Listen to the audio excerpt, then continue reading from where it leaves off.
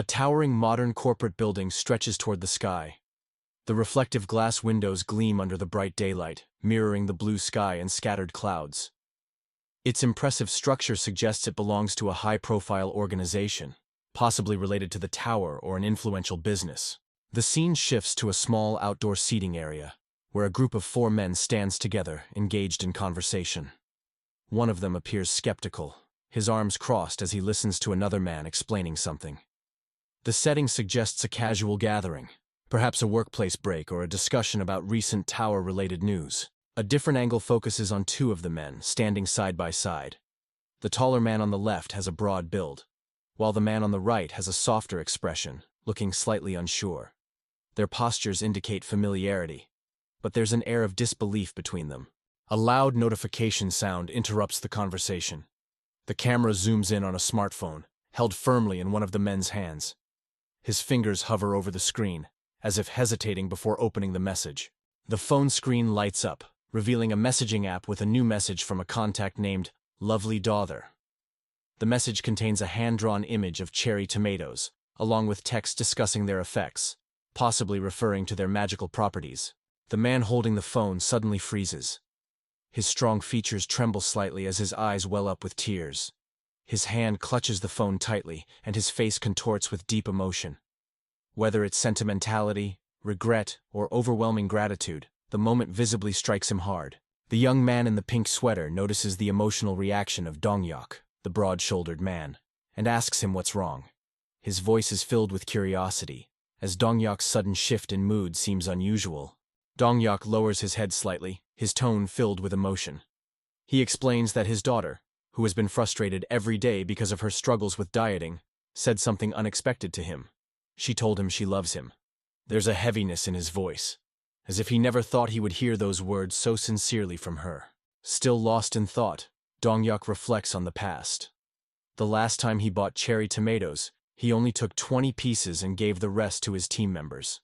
He hadn't realized how much his daughter would appreciate them. Now, regret is evident in his voice as he mutters that he should have bought everything back then. One of the men in the group casually chimes in, saying he doesn't understand why women are so obsessed with dieting. His tone is lighthearted, as if he finds the whole idea excessive or unnecessary. Another man listens quietly but doesn't add anything, perhaps sharing the same sentiment. The young man in the pink sweater suddenly jumps in, grinning as he shares his own experience. He proudly states that he owes everything to those cherry tomatoes. He had given some to a girl he had a fling with, and now they're dating. His voice carries excitement, as if he still can't believe how well things turned out for him. The other men react with shock. One of them exclaims loudly, clearly surprised by how such a small gesture led to a relationship.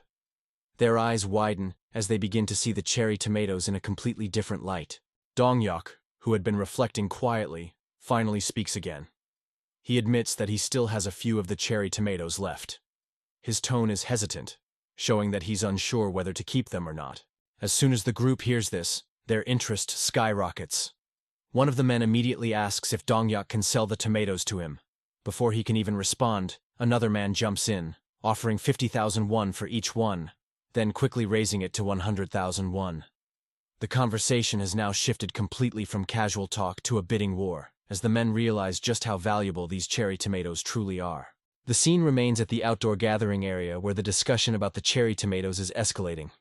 One of the men, likely a team leader, looks around at the group with a serious expression. He crosses his arms and firmly states that they can't proceed like this. His tone suggests that the situation is getting out of control, and a more organized approach is needed. One of the men responds with a questioning, "Yes?" seemingly confused about what the leader means. His posture suggests hesitation, as if he's unsure where the conversation is heading. Meanwhile, Dongyok remains silent, observing the situation with a thoughtful expression. The muscular man in the black shirt, likely Dongyok, takes charge of the moment. He decides that they need to call in more people, raising the stakes even higher. His face is serious, showing that he's fully committed to handling this situation properly. One of the men reacts in shock, clearly taken aback by Dongyok's decision. He brings up the fact that the fire team leader isn't present at the moment. His voice carries a mix of concern and disbelief, as if he thinks it's too soon to take action. Another man quickly objects, stating that they can't just do this right now. He argues that it hasn't been long since they last gathered, and if they suddenly try to summon everyone again, it will cause unnecessary complaints. His voice is firm, trying to convince Dongyok to reconsider. The sound of high heels clicking against the ground interrupts the discussion.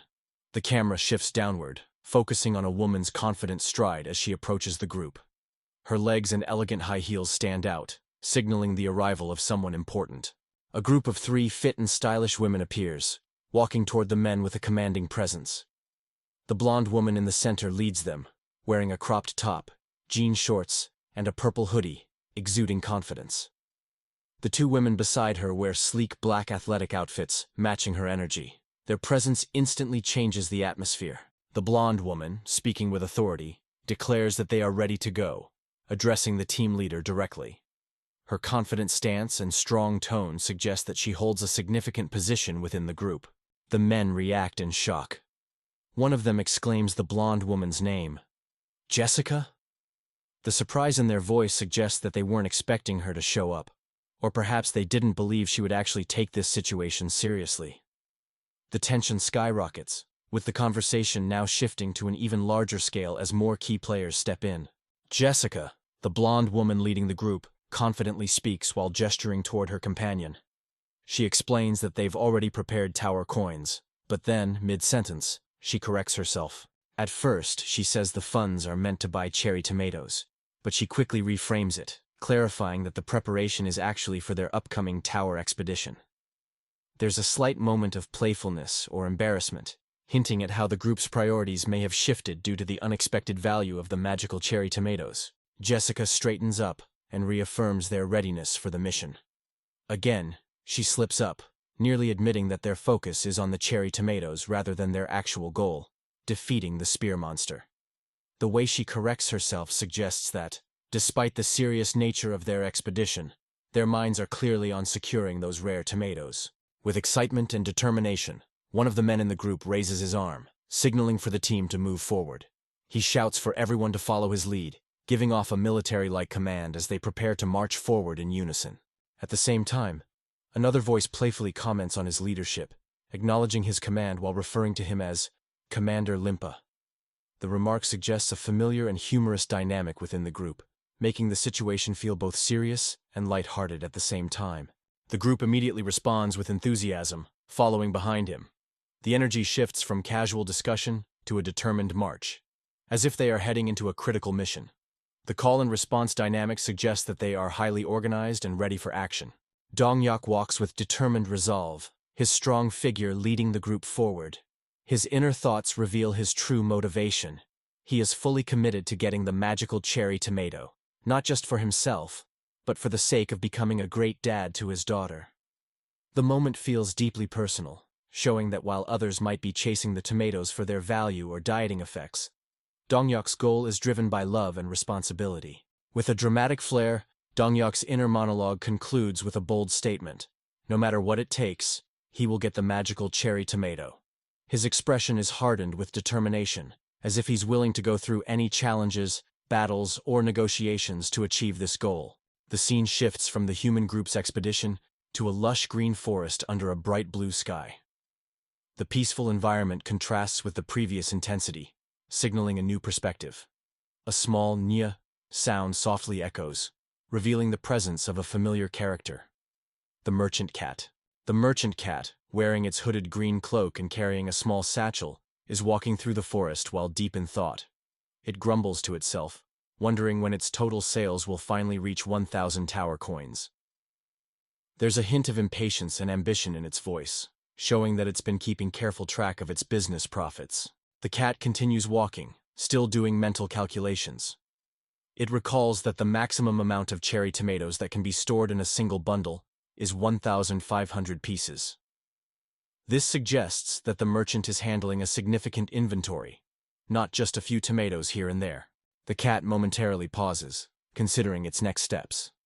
If sales continue at this pace, it realizes that it will need to make multiple trips back and forth to restock its supply. Although profitable, the effort involved is starting to become a hassle. Still, the cat is determined. It decides to head to Forest Foxtown as soon as possible, convinced that it can make a lot of money quickly by continuing its trade. As the merchant cat glances around, its ears suddenly perk up in alertness. A realization dawns upon it. This is the same place where humans gathered last time.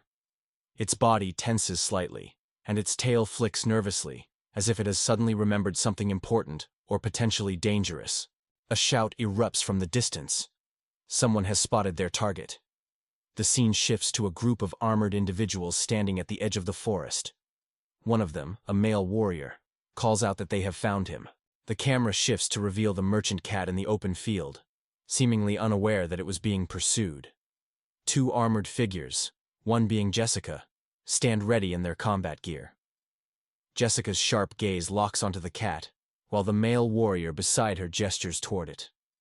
The rustling of leaves indicates that they have been tracking the merchant carefully. Jessica raises her hand, loudly calling for the rest of the group. Her voice is commanding, filled with urgency. The male warrior beside her confirms their discovery, identifying the cat as the wandering merchant. The way they react suggests that finding the cat was a major priority, possibly even more important than their expedition itself. The merchant cat stops in its tracks, realizing it has been cornered. It turns around and looks at the group with wide eyes, raising its paws slightly as if to feign innocence. With a questioning tone, the cat asks if they were looking for it, adding its usual Naya at the end. Its expression suggests that it is both curious and slightly wary. The male warrior, still standing firm, explains that they had no idea when the merchant would return, so they have been waiting near this path for 3 whole days, just to find it again. His words carry frustration, but also determination, making it clear that they were willing to go to extreme lengths to secure what they needed. He then directly asks the cat whether it has the magical cherry tomatoes, confirming that this was the true reason behind their pursuit. The merchant cat blinks in disbelief as the realization sets in. Its inner thoughts reflect shock and amusement. 3 days of waiting, just for the sake of buying cherry tomatoes? The cat's ears twitch, and its tail slightly flicks, showing that while it is surprised, it is also highly aware of the profit potential in this situation. The demand for the cherry tomatoes has clearly reached new levels, and the merchant cat understands that it now holds all the bargaining power. The armored man, who had been waiting for 3 days, directly asks the merchant cat about the price of the magical cherry tomatoes. He confidently recalls that the price was previously 0.05 tower coins per piece, expecting it to be the same. His tone suggests that he believes he knows the market rate, and is prepared to buy them at the original price without issue. The merchant cat raises a paw, signaling for him to stop talking. Its expression shifts, showing a mix of amusement and businesslike authority. With a calm but firm voice, the cat corrects him, stating that the price has already gone up. The way it says this, adding its signature Naya, makes it clear that this is not a negotiation. It's a fact. The sudden price change shocks the group. The armored man, who had just confidently stated the previous price, reacts in disbelief. His body tenses as he demands confirmation. Dongyok, who had been watching from a distance, notices the sudden commotion and steps forward, asking what's going on. Her sharp tone suggests she doesn't like being left out of important matters. The merchant cat stands its ground, confirming once again that the price has indeed increased. Its expression remains cool and collected, showing that it's in complete control of the situation. Realizing the cat is serious, one of the armored men hesitantly asks how much the price has gone up. His posture suggests that while he's frustrated, he knows he has no choice but to hear the new price. The merchant cat remains confident, knowing that no matter what price it sets, the demand for the cherry tomatoes is too high for them to refuse. The merchant cat finally reveals the new price for the magical cherry tomatoes. It has been raised to 0.07 tower coins per piece. The cat speaks confidently, but there's a slight nervousness behind its smug expression. A close-up of the cat's face shows it internally questioning its decision. Its eyes narrow, and a small sweat drop forms on its face. In its thoughts, it wonders whether it raised the price too much. Despite being a savvy merchant, there's still a moment of doubt about whether the buyers will accept the new rate or push back. Before the merchant cat can dwell on its doubts, one of the armored men immediately accepts the new price and places a large order. He calmly requests 200 pieces, tossing a heavy bag of coins onto the ground without hesitation. The merchant cat, caught off guard, jumps slightly in surprise, exclaiming, "Naya?" Its reaction shows that it hadn't expected such a smooth acceptance of the price hike. The buyer justifies the purchase, confidently stating that it makes sense for a great item to be more expensive. He acknowledges that the tomatoes are too valuable to be sold at a lower price, reinforcing the idea that the merchant cat's product is in high demand. A sense of urgency spreads through the group. One of the buyers realizes the importance of securing the tomatoes now, thinking to himself that if he doesn't buy them this time, he doesn't know when he'll get another chance. The limited supply and the uncertainty of the merchant's next visit add pressure to the situation, making everyone more desperate to place their orders before it's too late. The buying frenzy explodes. Multiple voices shout over one another, with different buyers rushing to place their own orders. One person demands 500 pieces. Another urgently calls out for 200 pieces. The group has now completely lost control, with people bidding aggressively just to secure as many tomatoes as possible before they're sold out. The buying frenzy continues, as yet another customer shouts that they want 400 pieces of the magical cherry tomatoes. The demand remains high, with people competing to secure as much as possible before they run out. The merchant cat, standing confidently with its satchel, raises a paw and makes an announcement. The cherry tomatoes are completely sold out for today. Despite the increased price, everything has been bought up in no time, showing just how valuable these tomatoes have become. The merchant cat internally reflects on the situation. Even though it had raised the price, all but some 500 pieces of its stock still sold out effortlessly. Its expression is a mix of satisfaction and amazement, as it realizes just how massive the demand is. One of the buyers, still eager to secure more, asks the wandering merchant when it will appear again.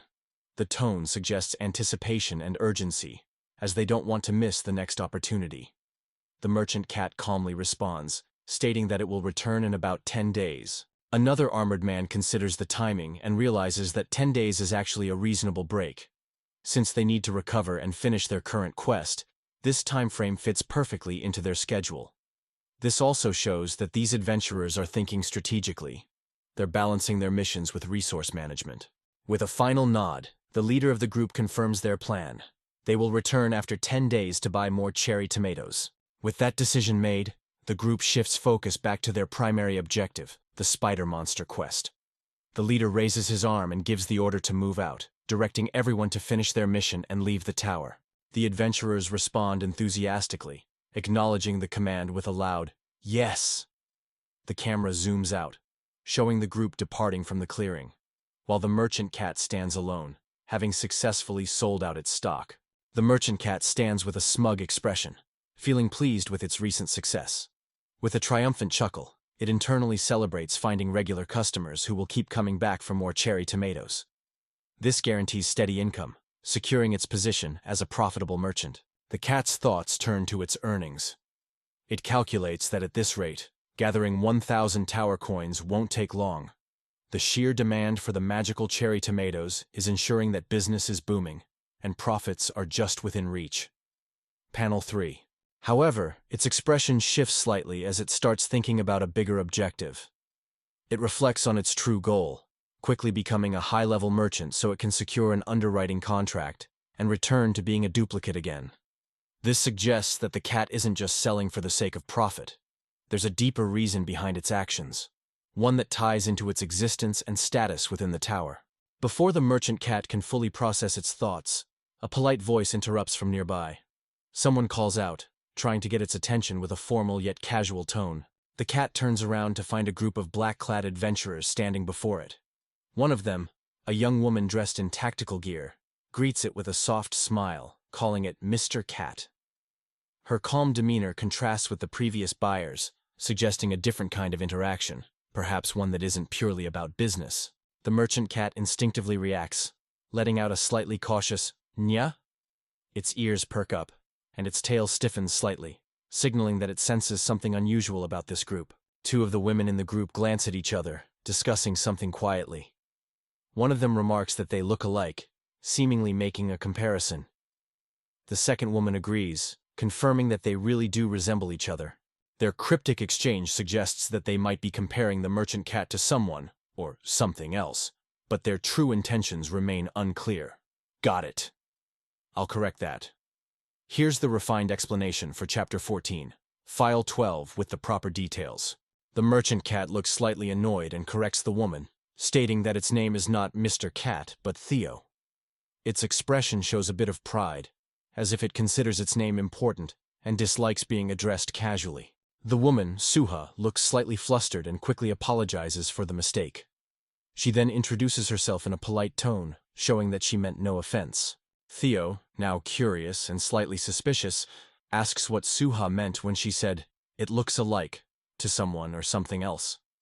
There's a cautious look in Theo's eyes, as if it doesn't like the idea of being compared to another cat. Suha responds, explaining that Theo looks like a cat she knows. Her tone is casual, and she doesn't elaborate, leaving the statement open-ended. Theo immediately dismisses the idea, confidently claiming that she must be mistaken, because it is the only handsome cat in this world. Its smug tone shows that it takes pride in its unique appearance, and refuses to accept being compared to another feline. Without wasting any more time, Theo turns around and starts walking away, declaring that it is too busy to continue chatting. Its tail flicks as it moves, signaling mild irritation or disinterest. Suha, realizing that Theo is about to leave, quickly calls out to stop it, stumbling over her words. She almost calls it Mr. Cat again but corrects herself to Theo at the last second. Her urgency suggests that she still has something important to ask or discuss, but Theo has no intention of stopping. A close-up shot reveals a gloved hand pulling out a churu snack, a popular cat treat. The movement is subtle, but it suggests an attempt to bribe or lure Theo back. Theo's ears perk up and its eyes shift slightly, sensing the presence of something tempting. The sudden movement catches its instinctive attention, hinting that despite its confident act, it might not be able to resist the treat. Suha smiles warmly as she holds out the churu snack, offering it to Theo. Her tone is gentle and persuasive, as she asks if the merchant cat wants to eat it. She clearly knows how to tempt a cat, using food to get Theo's attention. Theo initially acts indifferent, looking at the churu with mild suspicion. It questions what kind of food it is, stating confidently that it only eats grilled fish and isn't interested in anything else. However, despite its words, there's hesitation in its expression, as if its curiosity is starting to take over. The moment Theo takes a small bite, its eyes widen in shock. The creamy texture surprises it, and it immediately begins licking at the churu instinctively, completely caught off guard by how delicious it is. The panel emphasizes the moment as Theo's entire demeanor changes, the taste overriding any previous reluctance. Theo, now fully immersed in flavor euphoria, internally questions what this taste is. Even though it smells like fish, it has a nutty, smooth texture that melts in its mouth. The internal monologue highlights how easily Theo's resistance crumbles, showing that the churu has completely won it over. After quickly finishing the entire treat, Theo looks up with desperate eyes, already craving more. Its ears perk up, and its tail slightly stiffens as it asks if Suha has any more. The way it speaks is almost panicked, as if realizing that it's become addicted after just one taste. Suha, with a satisfied smile, reveals that she has multiple churu packs in different flavors. She casually holds up several more like a dealer offering rare goods, showing that she came prepared for this exact moment. Theo, now completely hooked on the churu, eagerly asks for more, unable to resist its delicious taste.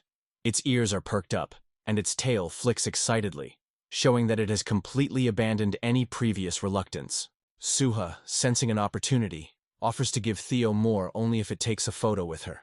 She makes the request playfully, clearly enjoying the situation. Her tone suggests that she sees this as a fun trade, knowing that Theo is now desperate enough to agree. Theo hesitates for a moment but ultimately agrees to the deal under one condition. It wants all the churu in return. The way it says this makes it clear that food is now its top priority, overriding its usual business mindset. Suha, grinning, tells Theo that it just needs to look at the camera and say peace for the picture. She lifts Theo up, holding it close like a proud pet owner, while Theo looks mildly annoyed but obedient. A soft clicking sound follows as the photo is taken, capturing the moment. Theo, still holding onto the churu, poses in the air as Suha celebrates the picture. The contrast between Theo's grumpy but accepting expression and Suha's cheerful smile creates a humorous and light-hearted atmosphere. In the background, some of Suha's teammates observe the scene. One of them comments that this is the first time they've seen someone bring cat snacks inside the tower, showing that this kind of situation is completely unexpected in their line of work. Another teammate remarks that Theo is even cuter than they expected, suggesting that word has spread about the merchant cat, and they had preconceived notions about its appearance. One of the teammates, watching Suha's genuine smile, quietly comments that it's nice seeing her smile like that. Their tone is warm and sincere, showing that Suha's usual demeanor might not be as lighthearted. Another teammate then asks if she plans to come see Theo again next time, implying that they notice her enjoyment in interacting with the cat. Suha looks at her phone, her golden eyes gleaming with excitement, as she happily confirms her answer. She enthusiastically responds, clearly enjoying the moment and the experience with Theo. Suha checks the picture she just took on her phone, admiring the photo of her holding Theo. A warm smile spreads across her face, showing that she's genuinely pleased with the cute snapshot. The scene abruptly shifts, transitioning to a dramatic new setting. The perspective is from below, looking up through a large, circular hole in the ground, surrounded by green onion. The contrast between the dark cavernous hole and the bright sky above creates a sense of tension.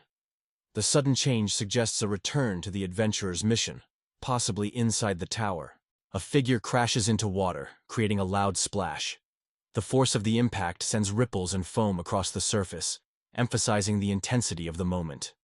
In the background, someone excitedly shouts, "Nice!" followed by, "Like that!"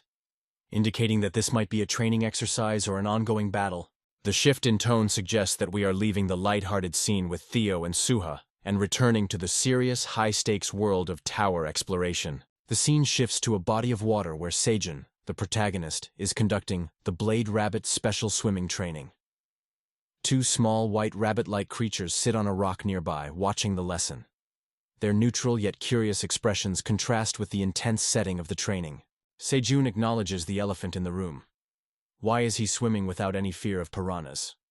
This suggests that the water is usually dangerous, but he has taken precautions to make it safe for training.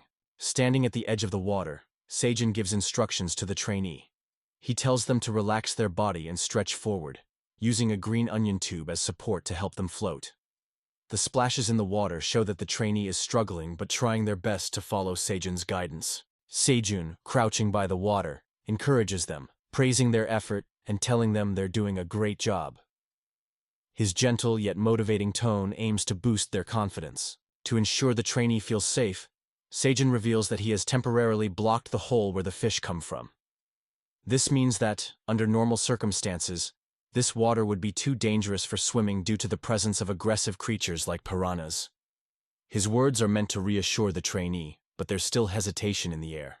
Despite Sejun's reassurances, the trainee admits that even though the area has been checked multiple times, they still feel nervous about swimming there. Their reluctance suggests that the fear of the piranhas is deeply ingrained, even if they aren't currently present. Sejun decides to take the training to the next level, telling them to try swimming without the tube this time. His expression is firm yet patient, expecting the trainee to push past their fear and improve. The conversation takes a humorous turn, as Sejun recalls an earlier moment, when the trainee almost peed themselves after jumping into the water. He teases them, suggesting that their happiness after leaving the water might have just been relief from their terror. The Sejun then reflects on that experience, admitting their astonishment at how terrifying it was. They confess that they genuinely thought they were about to be eaten by the piranhas, explaining why they reacted so strongly. Sejun sits near the edge of the water, looking calm and reflective. The water is still, creating a peaceful atmosphere. But something feels tense, as if he's remembering something unsettling. Suddenly, a loud crashing sound erupts, and the scene shifts to a flashback. Sejun is seen in a moment of absolute panic, screaming as he is hurled into the water in what looks like a terrifying accident. His body flails and his expression is one of pure fear, as if something horrible has just happened. Back in the present, Sejun sits by the water, still shaken from the memory. He clutches a small black rabbit in his hands, offering it some comfort as he mutters that just thinking about that moment makes his heart skip a beat. It's clear that the experience left a lasting impact, and he still hasn't fully recovered from the shock. Trying to move on from the stressful memory, Sejun sighs and shifts his focus. He mentions that after playing in the water, he wants to eat something sweet, showing that he's trying to relax after the intense experience. Sejun rummages through his bag, casually wondering where the honey is, implying that he plans to have a sweet treat to help recover from the exhausting swimming session. The tone lightens at this moment, transitioning away from the panic and fear of the flashback to something more normal and comforting. Sejun looks down at his honey container, surprised to find it completely empty. His eyebrows raise slightly, realizing that he doesn't have any left. He recalls that he already ate all the honey he had collected last time, meaning he needs to gather more. His expression is slightly disappointed, but he remains calm. Sejun shifts his focus, thinking about the poison bee queen. He notes that she hasn't come out in a few days, which feels unusual. His thoughts hint at concern, as he wonders if something might have happened to the poison bee queen, who is usually active. Looking toward the bee's hive, Sejun spots something unusual. His eyes widen slightly, and he mutters in curiosity, questioning what he's seeing. He quickly gets up from where he was sitting, moving toward the hive with an alert posture. Even the small black rabbit beside him seems to notice the shift in energy. Sejun's reaction suggests that he sensed something important, or unexpected. The camera shifts to inside the hive, where a large cluster of bees is now visible. But these aren't just any bees. They are smaller, newly hatched bees with tiny stingers and fuzzy white fur flying around the golden honeycomb. A status box appears, identifying them as babies of poison bee. This confirms Sejun's suspicion. The poison bee queen has been missing because she was giving birth. The hive now has a new generation of young bees, which could mean a change in behavior, hierarchy, or danger level. Sejun looks at the hive in surprise, realizing that a lot of time has passed since he last checked on the poison bee queen. He wonders if the number of baby bees has increased significantly during that time. His expression is a mix of curiosity and slight concern, as he now has to adjust to this new development in the hive. He asks himself if these small bees are truly the children of the poison bee queen, realizing that he hadn't noticed them at all before. The fact that he completely missed this event makes him feel slightly caught off guard. Sejun reflects on how he hasn't seen the poison bee queen in a long time, and now that he knows she's had babies, he figures it would be a good idea to congratulate her. His expression is thoughtful as he looks out over his farm, realizing that he needs to approach this carefully. However, Sejun hesitates, realizing that he can't visit her empty-handed. He decides that he needs to bring a gift, possibly as a sign of respect or as a peace offering, to ensure that he doesn't anger the hive. The camera shifts to a vibrant plant, filled with yellow flowers and green fruits. This plant might be what Sejun is considering as a gift, something valuable and appealing to the bees.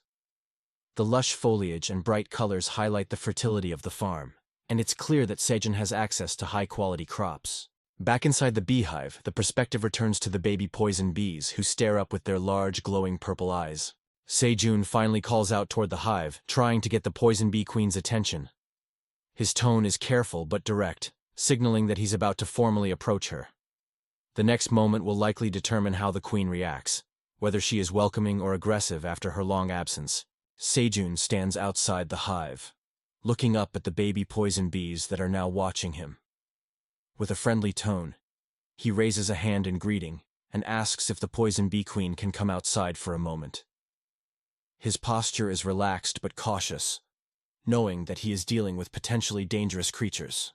The perspective shifts to inside the hive, where Sejun is waiting for a response. His expression remains neutral as he observes the hive's reaction. He comments to himself that he hasn't visited the queen in a while, and since her babies have just been born, it's only polite to bring a gift. This reinforces his diplomatic approach. He wants to ensure good relations with the queen rather than risk hostility. Sejun, holding a bundle of yellow flowers, calls out that he has brought a housewarming gift for the queen. His words are light-hearted, trying to keep the atmosphere friendly and non-threatening. The flowers in his hand glow softly, emphasizing that they might be a valuable or meaningful offering for the bees. Suddenly, the atmosphere changes drastically. A loud buzzing sound fills the hive, and the camera shifts to a dramatic close-up of the poison bees. Their eyes glow red, and streaks of purple lightning surge around their bodies, showing an aggressive response. The baby bees, which had looked harmless before, now appear fierce and territorial, signaling that they might not be so welcoming to Sejun's visit. The buzzing intensifies, and the bees begin swarming, their expressions now completely hostile. It seems that rather than accepting Sejun's gift peacefully, they see him as an intruder. This turn of events suggests that Sejun's attempt to approach the queen might not go as smoothly as he had hoped, and now, he may have to deal with an angry swarm of newborn poison bees. The poison bee babies swarm aggressively, buzzing loudly and erratically as they approach Seijun. Their red eyes glow ominously, showing that they are in full attack mode. Seijun, standing with his small black rabbit companion, looks alarmed as he backs away slightly, realizing the situation is escalating fast. The white rabbits nearby also react, seeming startled by the sudden aggression. Seijun, holding his yellow-flowered plant, raises his other hand defensively, trying to de-escalate the situation.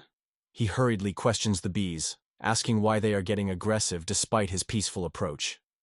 His expression is a mix of panic and frustration, showing that he genuinely didn't expect this kind of reaction. A close-up shot shows a bright golden glow emerging from deep within the hive, suggesting the presence of the poison bee queen. Seijun quickly tries to calm the situation, shouting that they aren't enemies. His tone is urgent, as he desperately tries to reason with the bees before they attack.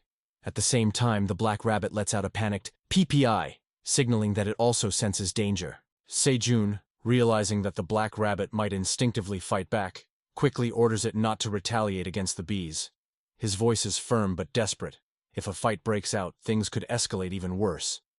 The black rabbit lowers its posture, seemingly restraining itself. But its eyes remain sharp and alert, ready to react if necessary. A dramatic close-up of one of the baby poison bees shows it letting out a loud, high-pitched cry, signaling full aggression. The text effect emphasizes the intensity and sharpness of the sound, confirming that the bees are not backing down.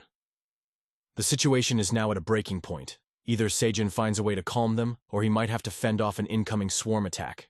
The swarm of baby poison bees continues their aggressive charge, their red eyes glowing menacingly as they let out a collective, high-pitched buzzing sound. Seijun instinctively raises his arms defensively, bracing for an attack. His eyes widen in panic, realizing that his attempts to calm them might not be working. Just as the attack seems inevitable, a large shadow looms over the scene. The baby bees suddenly halt in midair, their formation breaking as if something more powerful has intervened.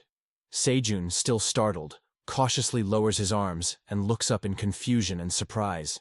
A towering figure emerges from the hive, a massive, regal-looking poison bee with golden features. Unlike the smaller, aggressive babies, this figure has an aura of authority and calmness. The baby bees immediately stop attacking, indicating that this new presence holds dominance over them. Seijun, still trying to process what just happened, takes a hesitant step back. His jaw drops slightly, realizing that this is no ordinary poison bee. With shocked eyes, Seijun mutters a question to himself, as if struggling to believe what he's seeing. He slowly pieces it together.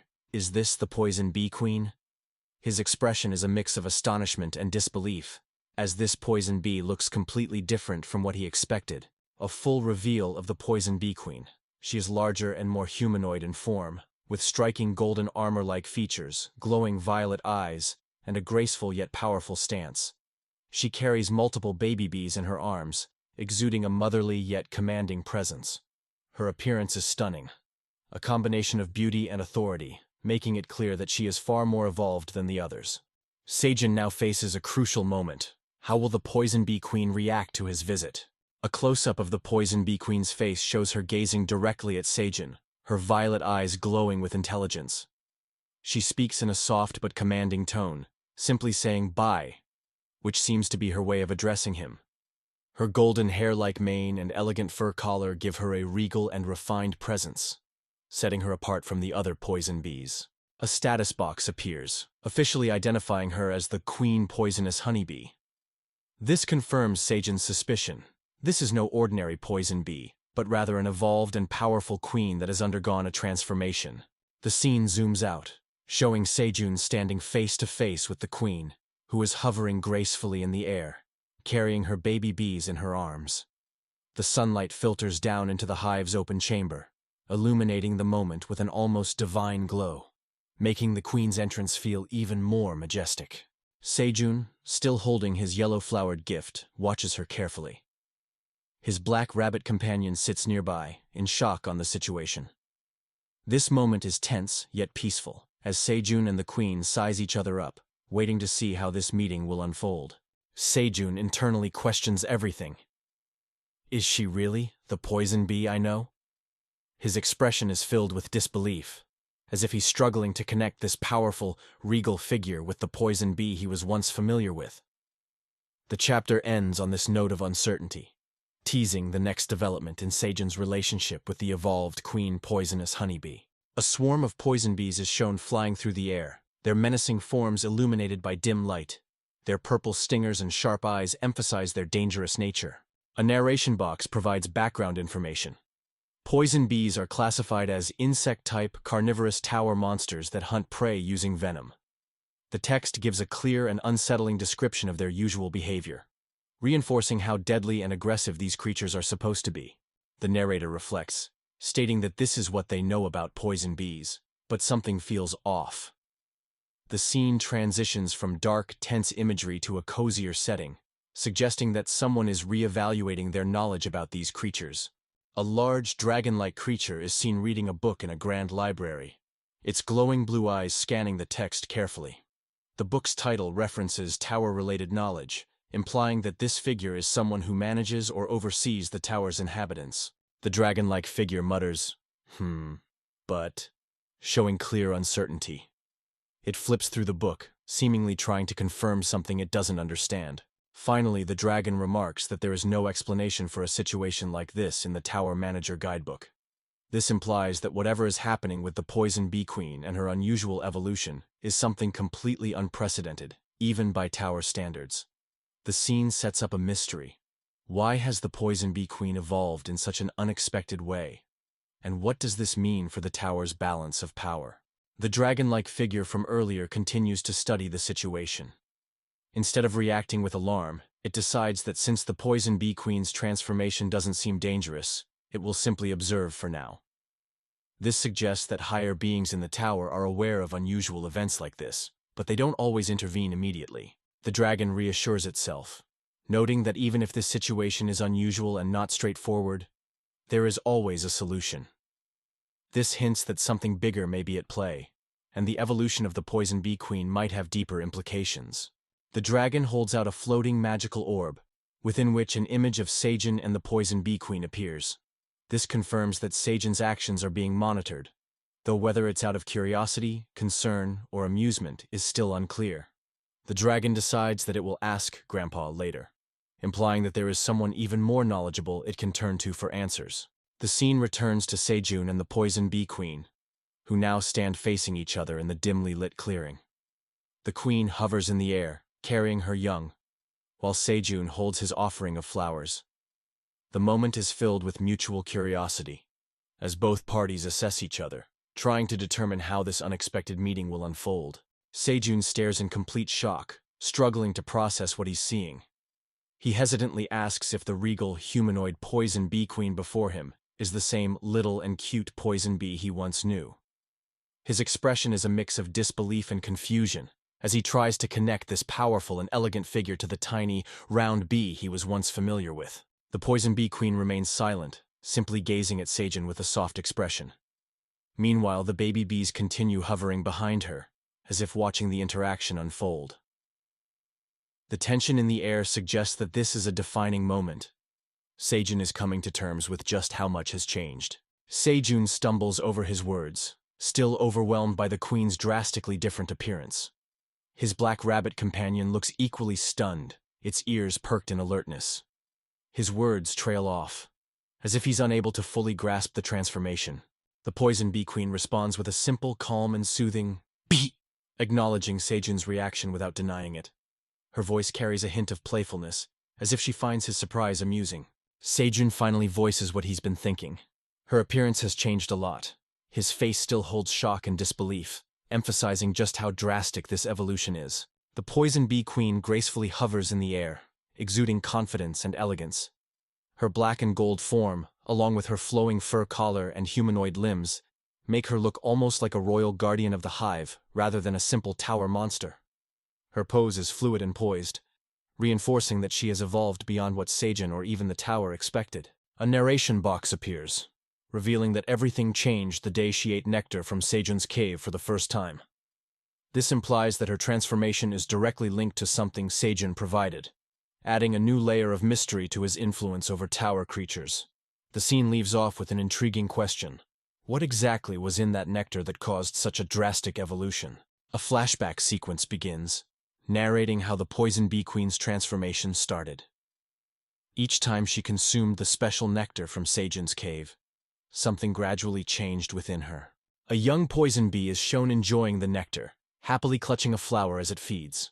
The glow around the nectar emphasizes that it isn't ordinary, possibly containing special properties unique to Sejun's farm. However, something unusual began happening. After consuming the nectar, her body emitted a strong scent, something foreign to the hive. This scent immediately caught the attention of the other bees, making them wary of her. A scene shows other poison bees staring at her, their red eyes glowing intensely as they watch her transformation unfold. Their expressions are filled with suspicion and unease, suggesting that they sensed something different about her. The narration highlights that her weight also increased slightly, further indicating physical changes that separated her from the rest of the hive. The queen bee at the time began feeling wary of her. The panel shows a looming, shadowed figure, symbolizing the power struggle within the hive as the young bee's status was beginning to shift. However, as time passed, she finally understood why her status changed. The nectar had given her the ability to lay eggs. A close-up of her large, glowing violet eyes captures the moment of realization. The poison bee who consumed the nectar had evolved into a queen herself. The revelation confirms that Sejun's nectar didn't just nourish her, it altered her very nature, making her capable of reproduction and thus elevating her to queen status.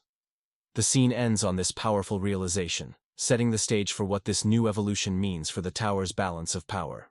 A flashback shows the poison bee flying through the forest, carrying a piece of golden hive material, symbolizing her separation from her former colony. The bright sunlit environment contrasts with her previous hive's darker atmosphere, emphasizing the fresh start she was taking. The narration states that she chose to make her new hive inside Sejun's cave, as it was the safest place she could think of.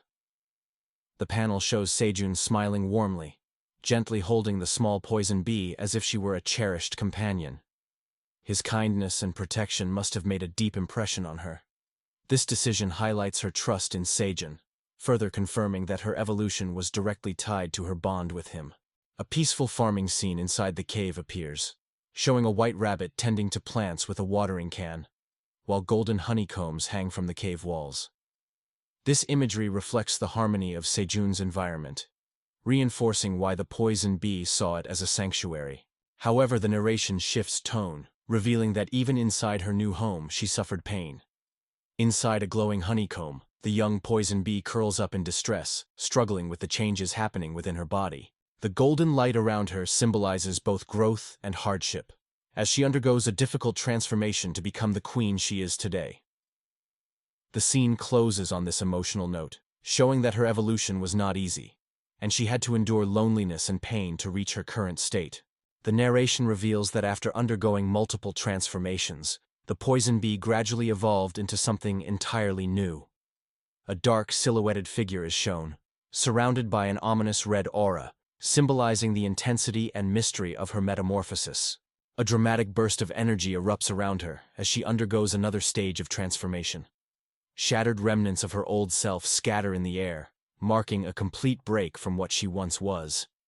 The bold blue energy effect emphasizes the moment of awakening, highlighting just how powerful and profound this change is. The scene shifts, revealing her fully transformed form, the queen poisonous honeybee as she is known now.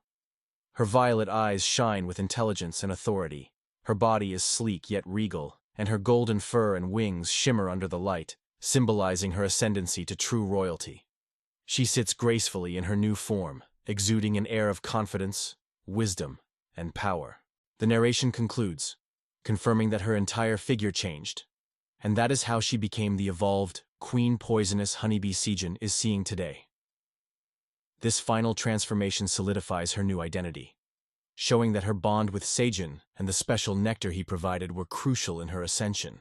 Sejun, still adjusting to the poison bee queen's transformation, decides to formally congratulate her on becoming a queen honeybee. His expression is friendly and sincere, though he acknowledges that the timing of his congratulatory gesture is a bit awkward, given how unexpected this meeting is. He then presents her with the yellow-flowered plant, offering it as a gift.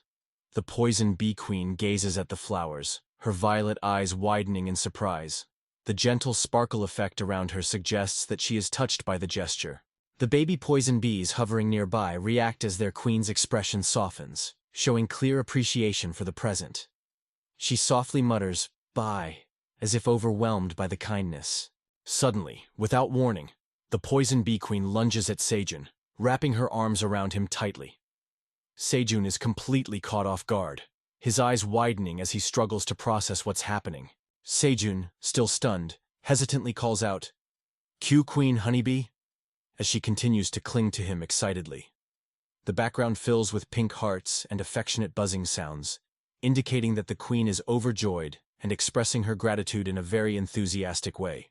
A close-up of the baby poison bees shows them watching excitedly, their violet eyes sparkling with joy as they see their queen snuggling Sejun. Their tiny bodies buzz with excitement, showing that they are just as affectionate and playful as their mother. Suddenly, all the baby poison bees join in, swarming towards Sejun and latching onto his shirt. Sejun's expression shifts to panic as he loses his balance from the sudden wave of buzzing bees clinging to him. The sound effects emphasize their rapid movement, making the scene feel chaotic but comical. Sejun falls backward onto the ground, completely covered in baby bees, while the other animals on the farm watch in amusement. The white rabbits and black rabbit observe with curiosity, their expressions suggesting that they find this whole scene funny and adorable. Sejun, realizing that the bees are just being affectionate, relaxes and laughs. With a gentle smile, he tells the bees, "Ha ha ha. I like you guys too." This marks a heartwarming conclusion to the interaction. What started as shock and confusion has now turned into mutual acceptance and warmth. Sejun, looking half awake and confused, turns to his farm animals, wondering why they are acting restless. The white rabbits and black rabbit are hopping around frantically, their urgent cries of PPI filling the air. Their behavior suggests that something serious is happening, immediately shifting the tone from the light-hearted moments earlier to a sense of urgency. Sejun sighs, seemingly exhausted, and complains that he was hoping to sleep peacefully during the blue moon this time. This implies that the blue moon is a significant event, possibly affecting the tower's creatures or the farm in an unusual way. A large white rabbit, wearing a straw hat, continues to frantically call out, waving its tiny paws to get Sejun's attention. The sheer panic in its eyes shows that this is no ordinary situation. Whatever is happening is important enough to wake Sejun up immediately. Sejun's eyes widen in shock as he finally notices something unusual on his farm. Right in front of him is a glowing blue plant, radiating an otherworldly energy. This marks a major discovery, as it hints at a special transformation occurring due to the blue moon's influence. Sejun finally understands the reason for the rabbit's panic. The glowing blue plant is actually a carrot infused with the energy of the blue moon. He had initially assumed it wouldn't undergo any transformation because it was still too small. But now, seeing it radiating a strange aura, he realizes he was wrong. Sejun finally understands the reason for the rabbit's panic. The glowing blue plant is actually a carrot infused with the energy of the blue moon. He had initially assumed it wouldn't undergo any transformation because it was still too small. But now, seeing it radiating a strange aura, he realizes he was wrong. Excited about the discovery, Sejun grins and comments that it's great news for him since he can now harvest it. His farmer instincts kick in as he sees the value of this rare crop, unaware that the rabbits might have a different perspective on the situation. One of the white rabbits nods frantically, confirming that this was the reason they were urgently calling him over. Their worried expressions suggest that something about this carrot is unusual, but Sejun is too focused on harvesting to notice. Determined, Sejun grips the base of the glowing carrot and prepares to pull it out of the ground. The bold text effect and his confident expression emphasize his anticipation. He's expecting a big reward from this mysterious crop. With a strong pull, Sejun successfully yanks the carrot out of the ground, revealing its vibrant purple color. His excited smile shows his satisfaction, thinking he's just harvested something valuable and special. Sejun inspects the glowing purple carrot he just harvested, marveling at its size and appearance. He notes that it's about the size of a tumbler, meaning it's larger than an average carrot, likely due to the blue moon's influence. His curiosity peaks as he identifies it as an agility carrot. A game-like notification window appears, officially identifying the carrot as an agility carrot, imbued with the energy of the blue moon. This means it's not an ordinary crop. It has unique properties that set it apart from regular farm produce. A detailed item description box appears, explaining the special effects of the agility carrot. It's a tower-cultivated crop, known for being nutritious and tasty. Due to the blue moon's energy, it now has a stronger flavor and provides a permanent stat increase to agility by 0.05 when consumed. It was grown by Sejun, making it his officially recognized crop. The shelf life is 15 days, and it is classified as E rank, higher than a typical crop. This confirms that Sejun's farming abilities are evolving, allowing him to grow crops with stat-boosting properties. Another game-like notification pops up, indicating that Sejun's job experience points have greatly increased. His Harvest LV2 proficiency has greatly increased. He has received 70 experience points. This suggests that harvesting rarer crops results in greater EXP rewards, further incentivizing Sejun to focus on improving his farming techniques. Sejun, deep in thought, realizes that since this is only an E-rank crop, there's a possibility of even stronger crops existing. If harvesting a low-ranked special crop already gives him 70 EXP, then harvesting a higher-ranked crop could give him even more benefits. Excited by this realization, Sejun questions whether he can obtain even greater rewards by growing and harvesting even better crops in the future. This motivates him further, reinforcing the idea that his farming path within the tower has limitless potential. Sejun, after his excitement over harvesting the agility carrot, suddenly remembers something important. This carrot isn't actually his. This realization shifts his tone from enthusiastic to slightly sheepish, acknowledging that he nearly forgot who it rightfully belongs to. He hands over the glowing purple carrot to the white rabbit wearing the straw hat, confirming that the crop belongs to them. Sejun thanks the rabbits for their hard work on the farm, asking them to continue helping him in the future. His genuine gratitude makes it clear that he sees the rabbits as valuable partners in his farming journey, not just animals under his care.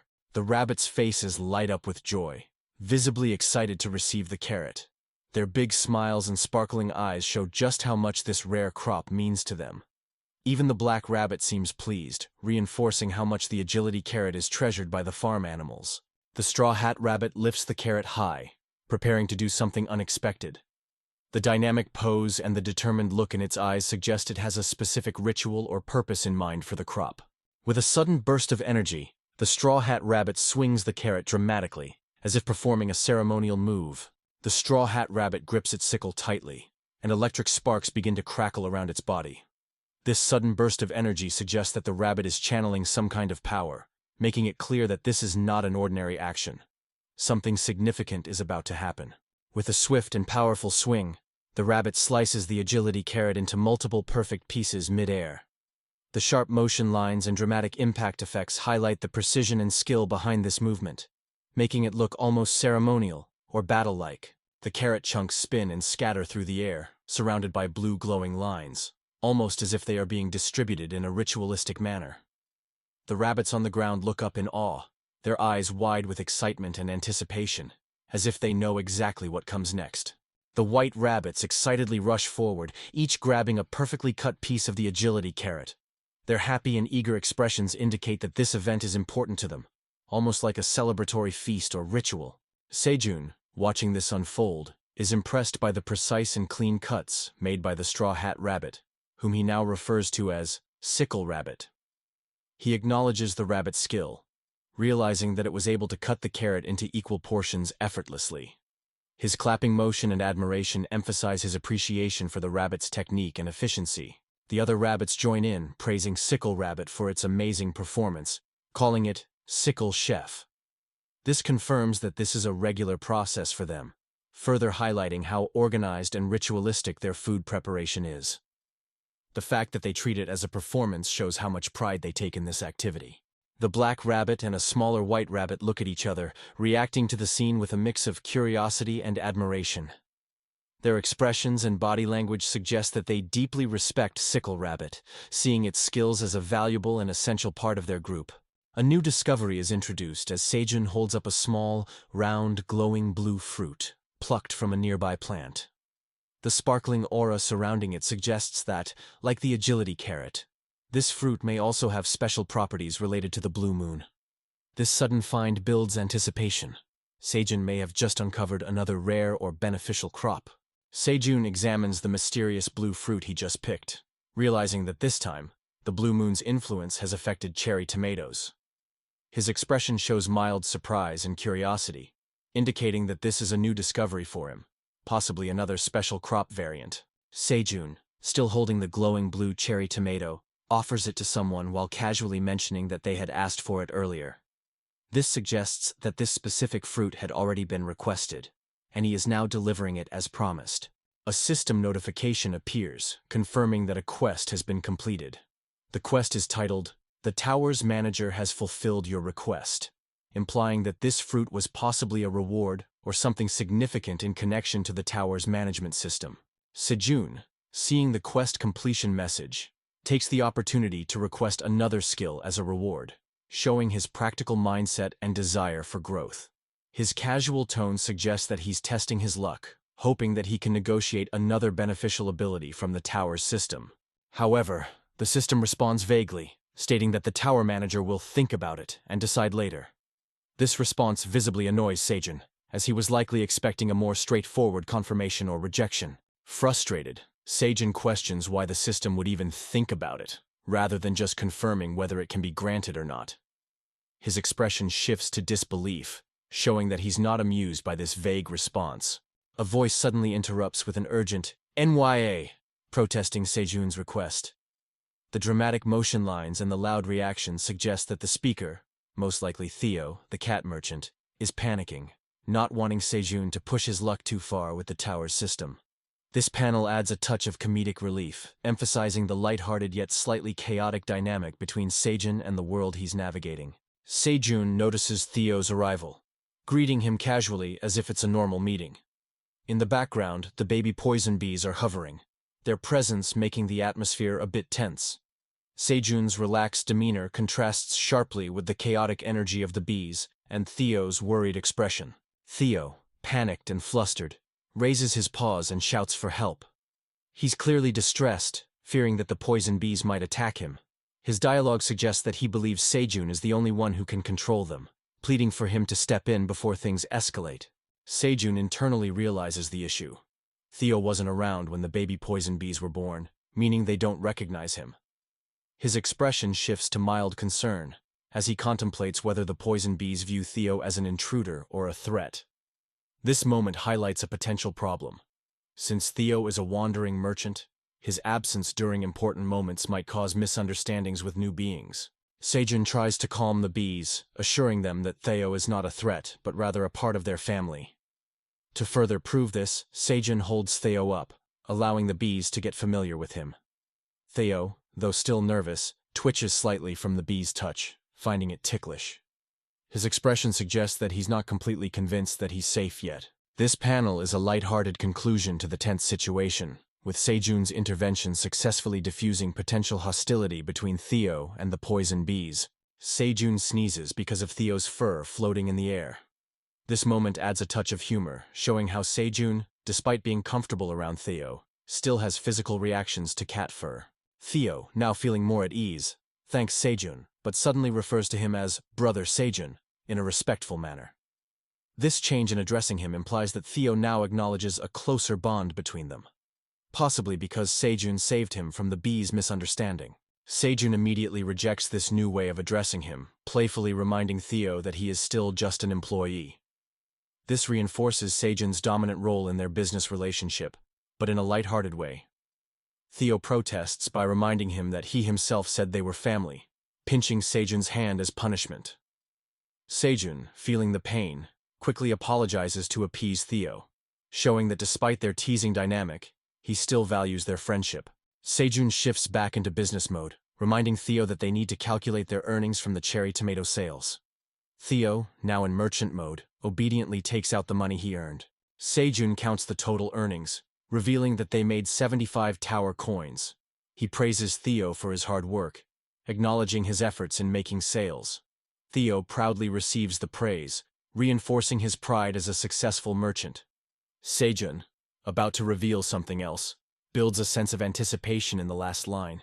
Theo excitedly presents the bag of earnings, proudly exclaiming, "Ta-da!" He explains that the humans were desperate to buy cherry tomatoes, so he raised the price by 0.02 tower coins per piece, increasing their profits.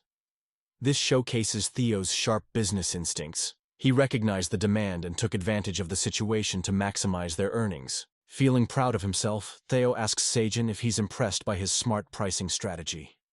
He then asks for recognition as Sales Cat Theo, believing his success in selling tomatoes proves his business skills. This highlights Theo's desire for validation and acknowledgement from Seijun. Seijun acknowledges Theo's efforts and hands him an incentive, rewarding him for working hard. However, he immediately follows up by saying Theo isn't the sales cat yet, meaning he still has more to learn. This shows that Seijun appreciates Theo's effort but expects more improvement before giving him that title. Theo complains that he deserves another title because he worked well, questioning why he still isn't the best salesman. Seijun remains firm, saying that Theo needs to work even harder to earn that recognition. This reinforces Seijun's leadership role and his standards for success. Theo, now disheartened, sits with the black rabbit while scratching his head, realizing that becoming a great salesman is harder than he thought. This moment is a funny yet humbling experience for Theo, showing that business isn't as easy as he imagined. Seijun smirks confidently, revealing that he already knew about what the tower manager just informed him. He considers the tower manager to be quite useful for providing such insights.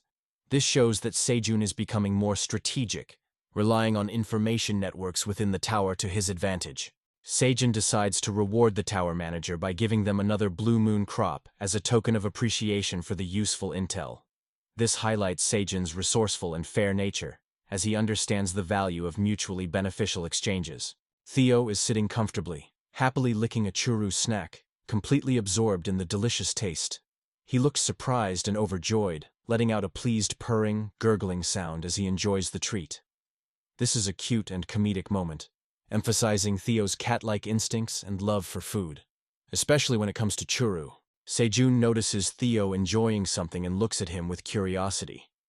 His posture suggests concern as he wonders what Theo is eating. The sight of an unknown item inside the tower catches his attention. Theo, unbothered, lifts the tube-like item in his paws and casually licks it. His relaxed demeanor contrasts with Seijun's curiosity. He clearly sees no issue with indulging in his snack, treating it as a normal luxury. Seijun's expression shifts from mild curiosity to genuine intrigue. Something like churro, a well-known cat treat from the outside world, shouldn't exist in the tower. The fact that Theo has it raises questions about how it got here. Theo, still enjoying his snack, explains where he got it. His explanation is simple, but it carries a huge implication. He managed to trade with a human from outside the tower. His tone remains casual, unaware of the major impact this revelation has on Seijun. As Theo continues to lick the churro, he savors the taste and evaluates the flavor. His expression lights up with satisfaction, fully immersed in his treat. Meanwhile, Seijun remains deep in thought, beginning to piece together the implications of Theo's words. Seijun stands still, processing everything. His realization hits. An item from the outside world has made its way into the tower. His expression suggests unease as he starts to question the rules of the tower and how things from the outside can appear here. The scene transitions into a narration box, shifting focus away from Theo's snack to a much larger mystery.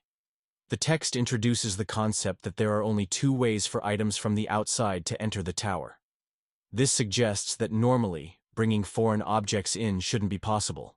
The narration continues, revealing the first method: vanishing. The panel takes on a mysterious glow, emphasizing that there's a hidden mechanism at work. Seijun's concerns deepen as the story hints at a greater mystery surrounding the tower's inner workings. The narration reveals how newcomers bring items into the tower through a phenomenon called vanishing. It explains that when someone enters the tower, whatever they were holding at the moment gets brought in as well. The panel shows an image of someone mid-vanishing, emphasizing this process. It elaborates that when people vanish into the tower, they usually start from the first floor. This means that the items they carry become valuable commodities that help them survive and progress.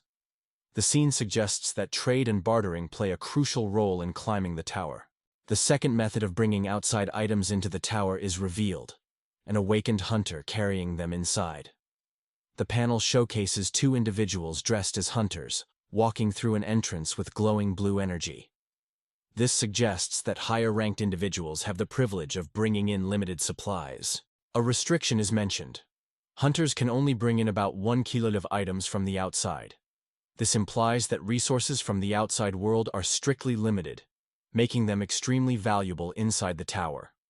However, there's a major loophole.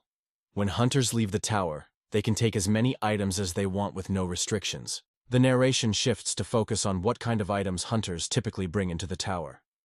The panel introduces the Hunter Phone, a specialized smartphone designed for hunters. This suggests that despite the fantasy-like environment of the tower, modern technology still plays a role in their survival. The next set of items shown are hunter food supplies. The panel displays a packaged meal labeled Hunter Food, likely designed to provide efficient nutrition during tower climbs. The fact that such specific food exists implies that survival in the tower is a long-term challenge. The final panel highlights snacks, instant food that hunters can eat while climbing the tower. The image of a box of fries suggests that while hunters focus on survival, they still crave comfort foods from the outside world. This small detail adds realism to the setting, emphasizing that people still hold on to their past habits and preferences. Sejun is deep in thought, analyzing the situation.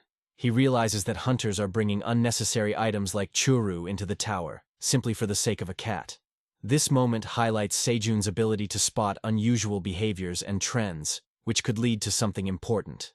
A realization dawns on Sejun. If hunters are willing to bring in small luxuries like churu, what else might they be bringing? This sparks an idea in his mind, and he starts considering the bigger implications of outside goods making their way into the tower. A smug smile spreads across Sejun's face as he connects the dots. He calls himself a genius, indicating that he has come up with a brilliant plan. This shows his entrepreneurial mindset. He's constantly thinking of ways to use his knowledge to his advantage. Sejun, now fully excited, claps his hands together as if celebrating his own brilliance. He proudly announces that he has just thought of a new business idea. The scene shifts to Theo, who is sitting comfortably while enjoying his churu. But something feels ominous as Sejun suddenly looks at him with a mischievous grin. Theo is visibly confused by Sejun's change in demeanor. Sensing that something is up, Theo, seemingly unaware of what's happening, casually asks, "Do you want to eat this, Naya?" while holding another churu.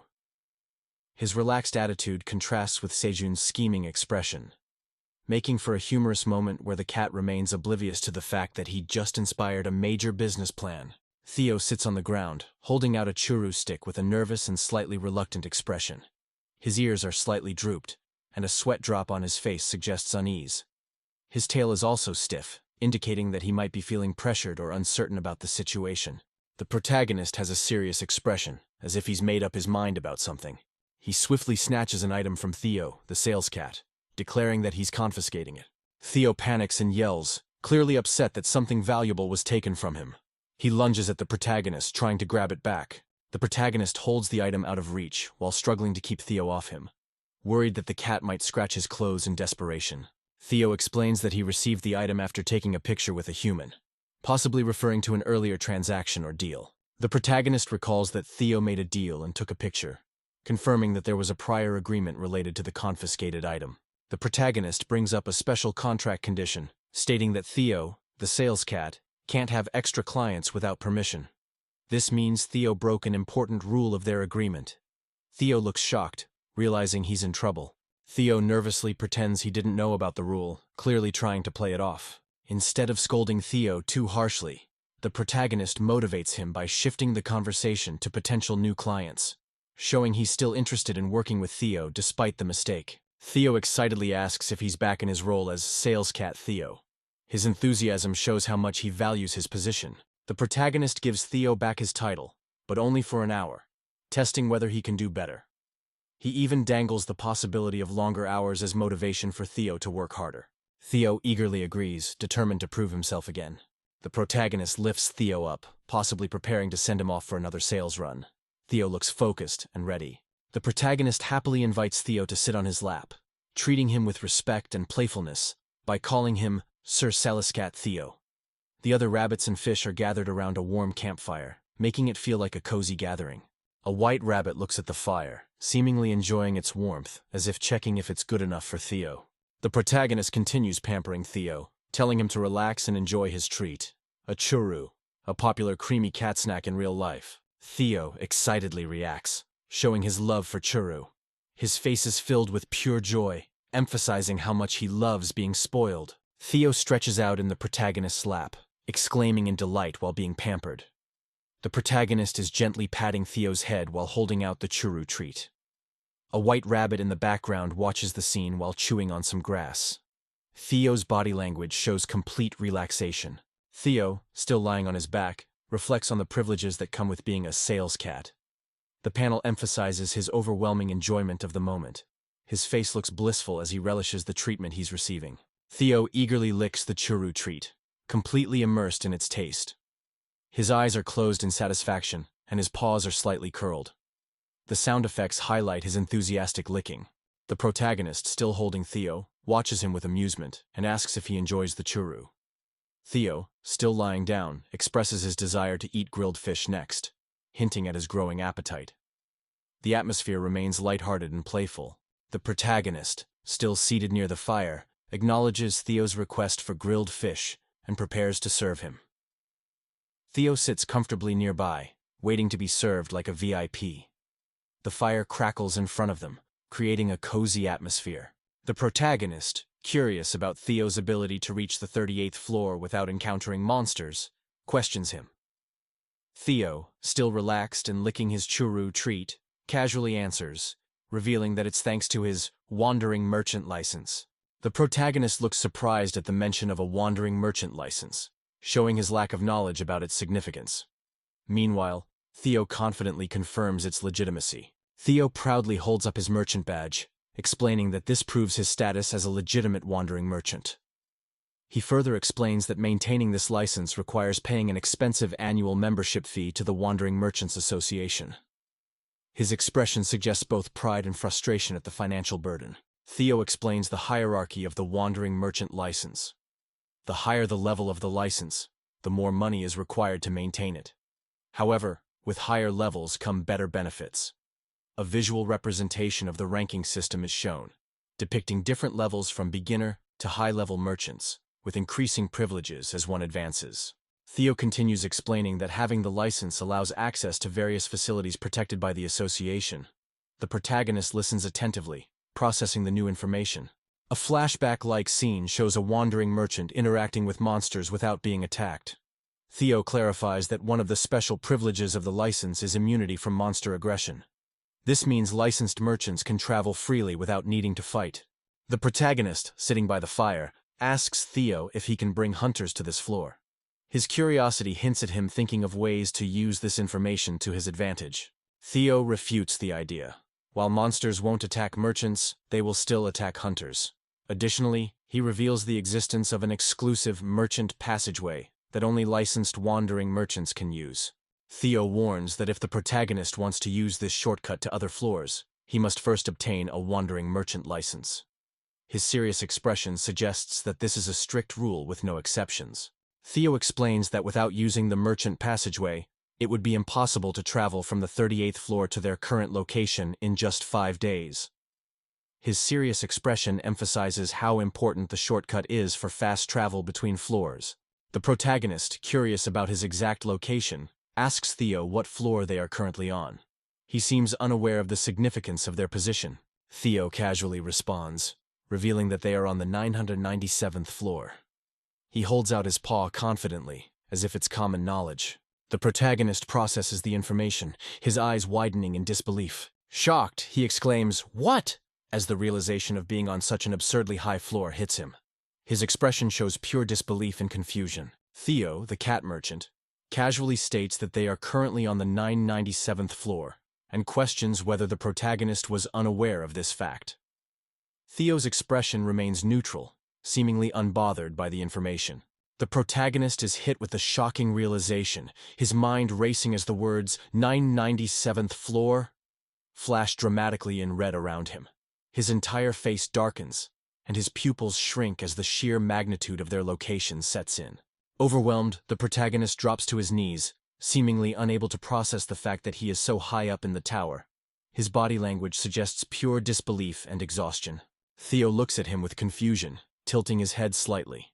He doesn't understand why the protagonist is reacting so strongly and asks what's wrong. The protagonist, Sejun, is still in shock.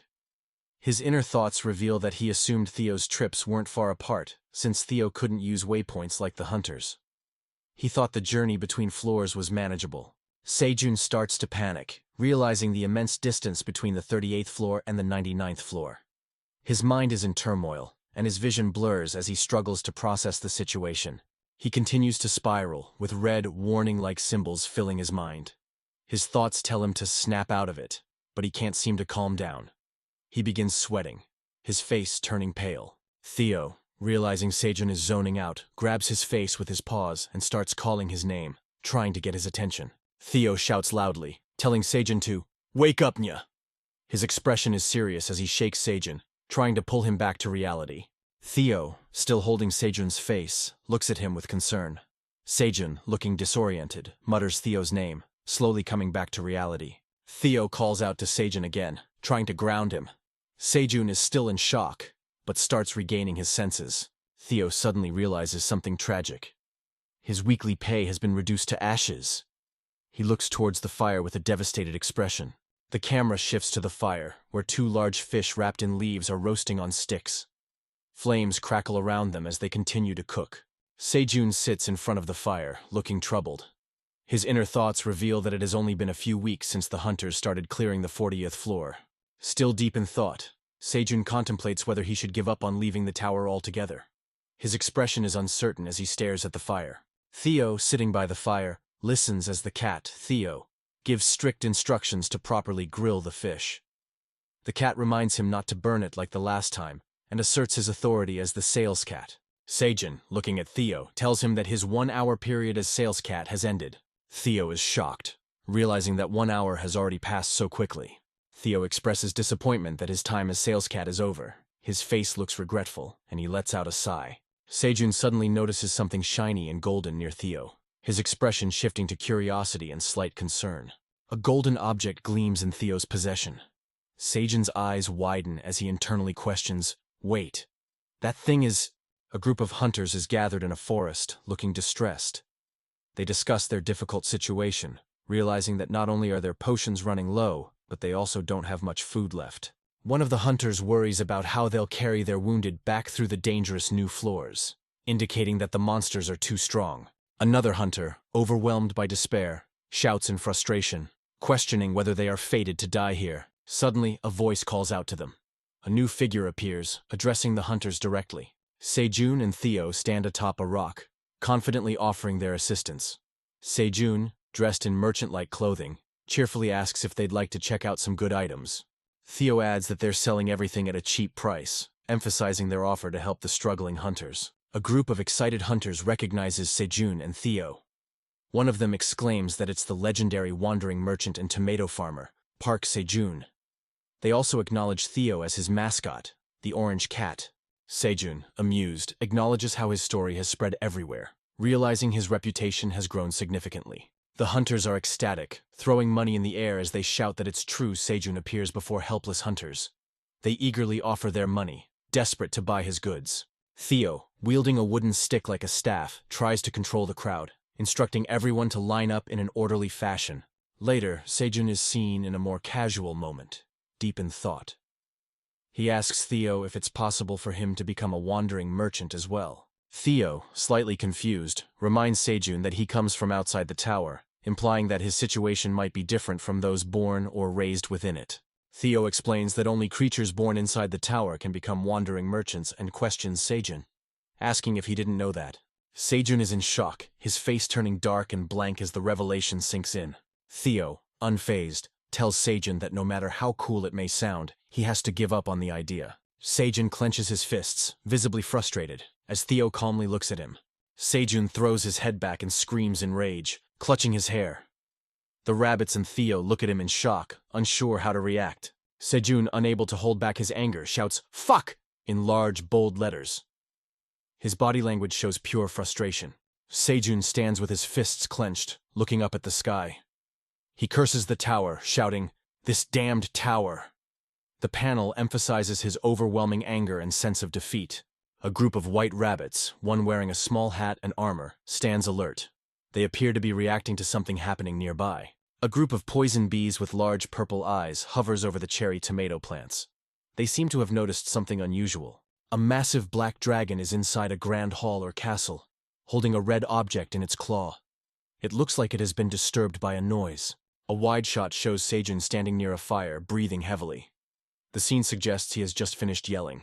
Theo, the orange cat, looks at Sejun with a questioning expression, while the black rabbit nearby watches quietly. Sejun appears exhausted as he continues to catch his breath. The black rabbit seems to be reacting to the situation. Sejun stands in deep thought, looking determined. His inner monologue suggests he has accepted his situation in the tower. He tilts his head back, gazing up at the sky with a resolute expression. His posture conveys a sense of acceptance and newfound determination. Sejun clenches his fist, as if motivating himself. The poison bee hovers nearby, while Theo and the black rabbit sit in the background, watching him. A close-up of two bright red tomatoes resting on a plate. These tomatoes seem to be the subject of an important discussion, possibly related to their rarity or unique properties. A man in a suit sits in a well-lit office, speaking to someone off-screen. He appears to be confirming whether these tomatoes are the ones that have been recently gaining attention among hunters. His serious expression suggests the tomatoes hold special significance. A wider view of the office reveals another man sitting on a couch, listening attentively. He explains that these tomatoes belong to his brother, a member of the Phoenix Guild, and that his brother had purchased them from a wandering merchant. The fact that a high-ranking guild member obtained them adds to their credibility. The blonde-haired man, appearing intrigued, acknowledges what he has just learned. He seems unable to check the tomatoes' status himself, but believes the person he is speaking to has the ability to analyze them. A woman identified as Jenny, CEO of Easter Pharmaceutical, stands confidently with her arms crossed. She appears to be carefully evaluating the situation, suggesting that these tomatoes might have medicinal or commercial value. Her serious expression indicates that she understands the importance of this discovery. A man named Michael McLaren, the vice president of Gagel Food Company, sits at a desk, holding a cherry tomato while looking amused. He seems to be mocking the idea that this small fruit could have magical properties, displaying skepticism toward its supposed value. Jenny, the CEO of Easter Pharmaceutical, responds with a serious expression. She appears unimpressed by Michael's dismissive attitude and questions his judgment. Her words imply that he might be underestimating the significance of the tomato. Jenny, the CEO of Easter Pharmaceutical, highlights Michael McLaren's influence, stating that he controls 32% of the global food market. This reinforces his authority in the industry while questioning whether his dismissive attitude toward the magical tomato is a lapse in business acumen. Michael, now with a more intense expression, warns Jenny about speaking carelessly. His tone suggests a veiled threat, implying that there could be serious consequences if she underestimates him or spreads information without caution. Jenny, the CEO of Easter Pharmaceutical, taps on a control panel, activating a holographic display. She appears confident and focused, preparing to showcase something important. A large holographic screen expands, revealing a comparison between two individuals, one appearing overweight and the other noticeably slimmer. The display seems to highlight the effects of the magical cherry tomatoes, which reduce 10 grams of fat. Jenny carefully examines the data on the screen. Her expression suggests that she has confirmed something significant regarding the tomatoes' effects.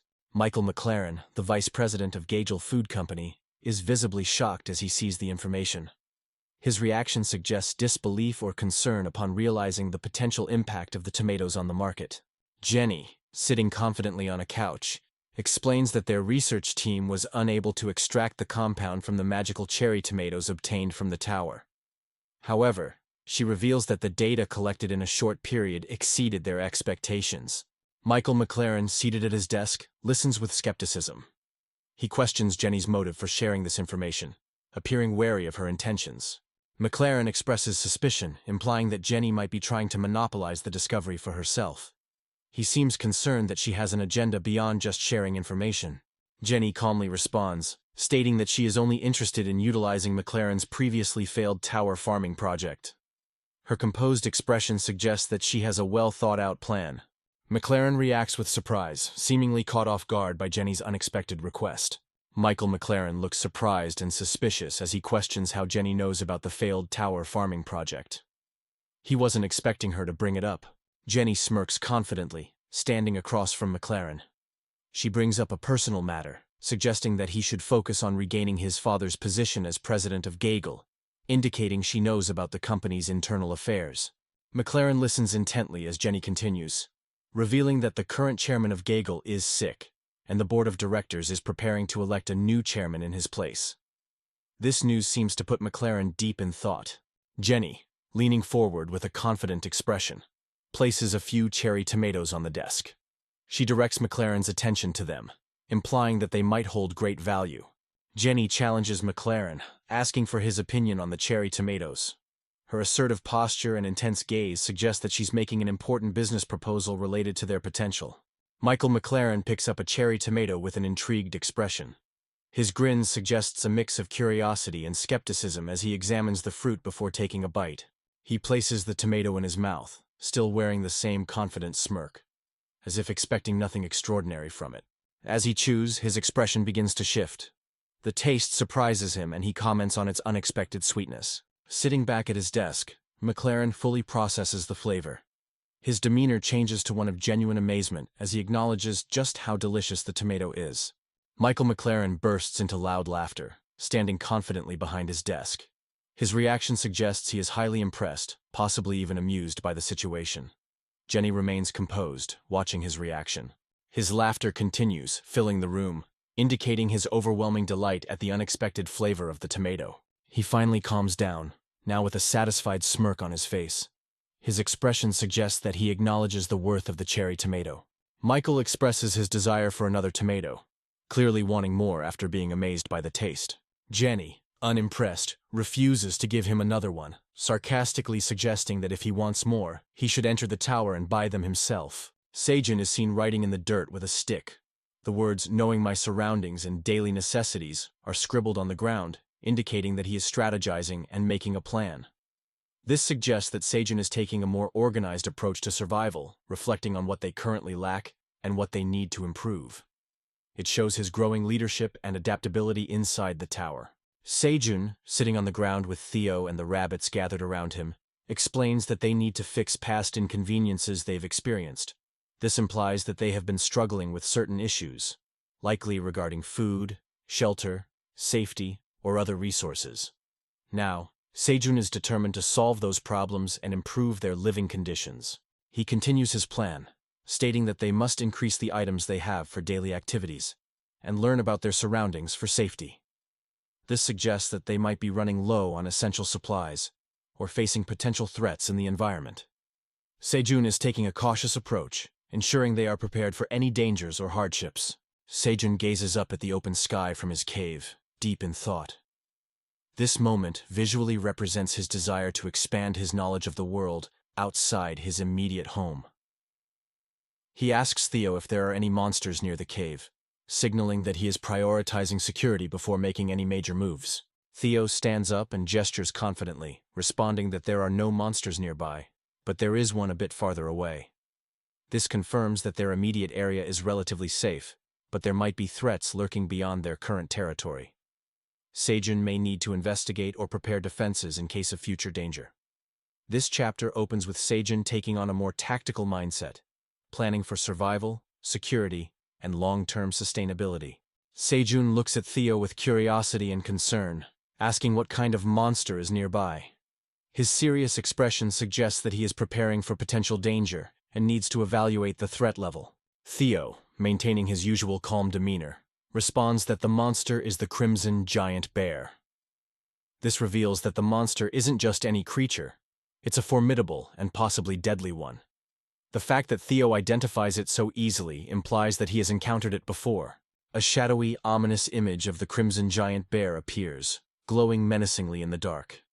Seijun immediately recognizes it. This implies he has faced or seen this monster before and remembers how dangerous it is. Seijun repeats the name, confirming that he remembers it.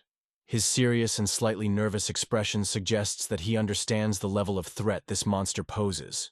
Theo elaborates, explaining that the crimson giant bear is terrifying, and that every time he passes by, it glares at him. This means the bear isn't just wandering, it's actively aware of intruders and possibly territorial. Sejun's internal monologue confirms his fears. The outside is still dangerous. Despite their recent progress, venturing too far from the cave still carries a huge risk. Sejun reflects on the massive growth of cherry tomato flowers, realizing that thousands will soon bloom. This is an important realization because more flowers mean more nectar, and more nectar means more honey production from the poison bees. The queen poison honeybee is seen gathering nectar while Sejun watches. Her diligent work suggests a growing bee colony, which could have major benefits for Sejun's farm. Sejun continues his internal monologue, recognizing that if the number of flowers increases, so will the poison honeybee population. This means a self-sustaining cycle is forming. More flowers, more nectar, more bees, more honey. Sejun gets an idea. He can use the poison bees to patrol near the cave. This is a smart defensive strategy because monsters will likely avoid an area swarming with aggressive, venomous bees. The poison bees are shown flying through the forest, actively monitoring the area and ensuring no monster gets too close. Sejun formulates another strategy, realizing he can use the poison bees to patrol the area near the rope he created. By keeping them near the rope, he ensures monsters won't come close, securing his only way in and out of the cave. A wide shot of the rope leading out of the cave to the surface emphasizes how this is his only escape route. Sejun had previously made this rope using cave vines and tied them to nearby trees. Sejun tests the rope, climbing it with ease, proving that he now has a reliable way to escape the cave. This marks a major step forward. He's not just surviving anymore, he's actively creating ways to improve his living conditions. Sejun smirks as he comes up with a new plan. His expression shows excitement and confidence. Sejun assigns a mission to Theo, showing that he trusts him with important tasks. Theo, looking curious and eager, asks, "Mission? What is it, Naya?" Sejun builds up the tension, telling Theo that this mission is crucial and can only be completed by a true sales cat. This immediately grabs Theo's attention, playing on his pride as a merchant. Sejun knows exactly how to motivate him. Sejun directly asks, "Sales cat Theo, can you do it?" By calling him Sales cat Theo, Sejun makes the mission feel like a promotion or recognition, something Theo desperately wants. Theo confidently responds, "You bet, Nia," with a determined and proud expression. He's fully invested in the mission now, ready to prove himself. A few days later, on the 38th floor, the scene shifts, implying that Theo's mission has progressed, and something significant is about to happen. The scene shifts to a camp on the 38th floor, where several hunters have set up tents and fires. Theo, wearing his signature green cloak, approaches from a distance, analyzing the situation. Theo observes that compared to the last time he visited, there are a lot more people now.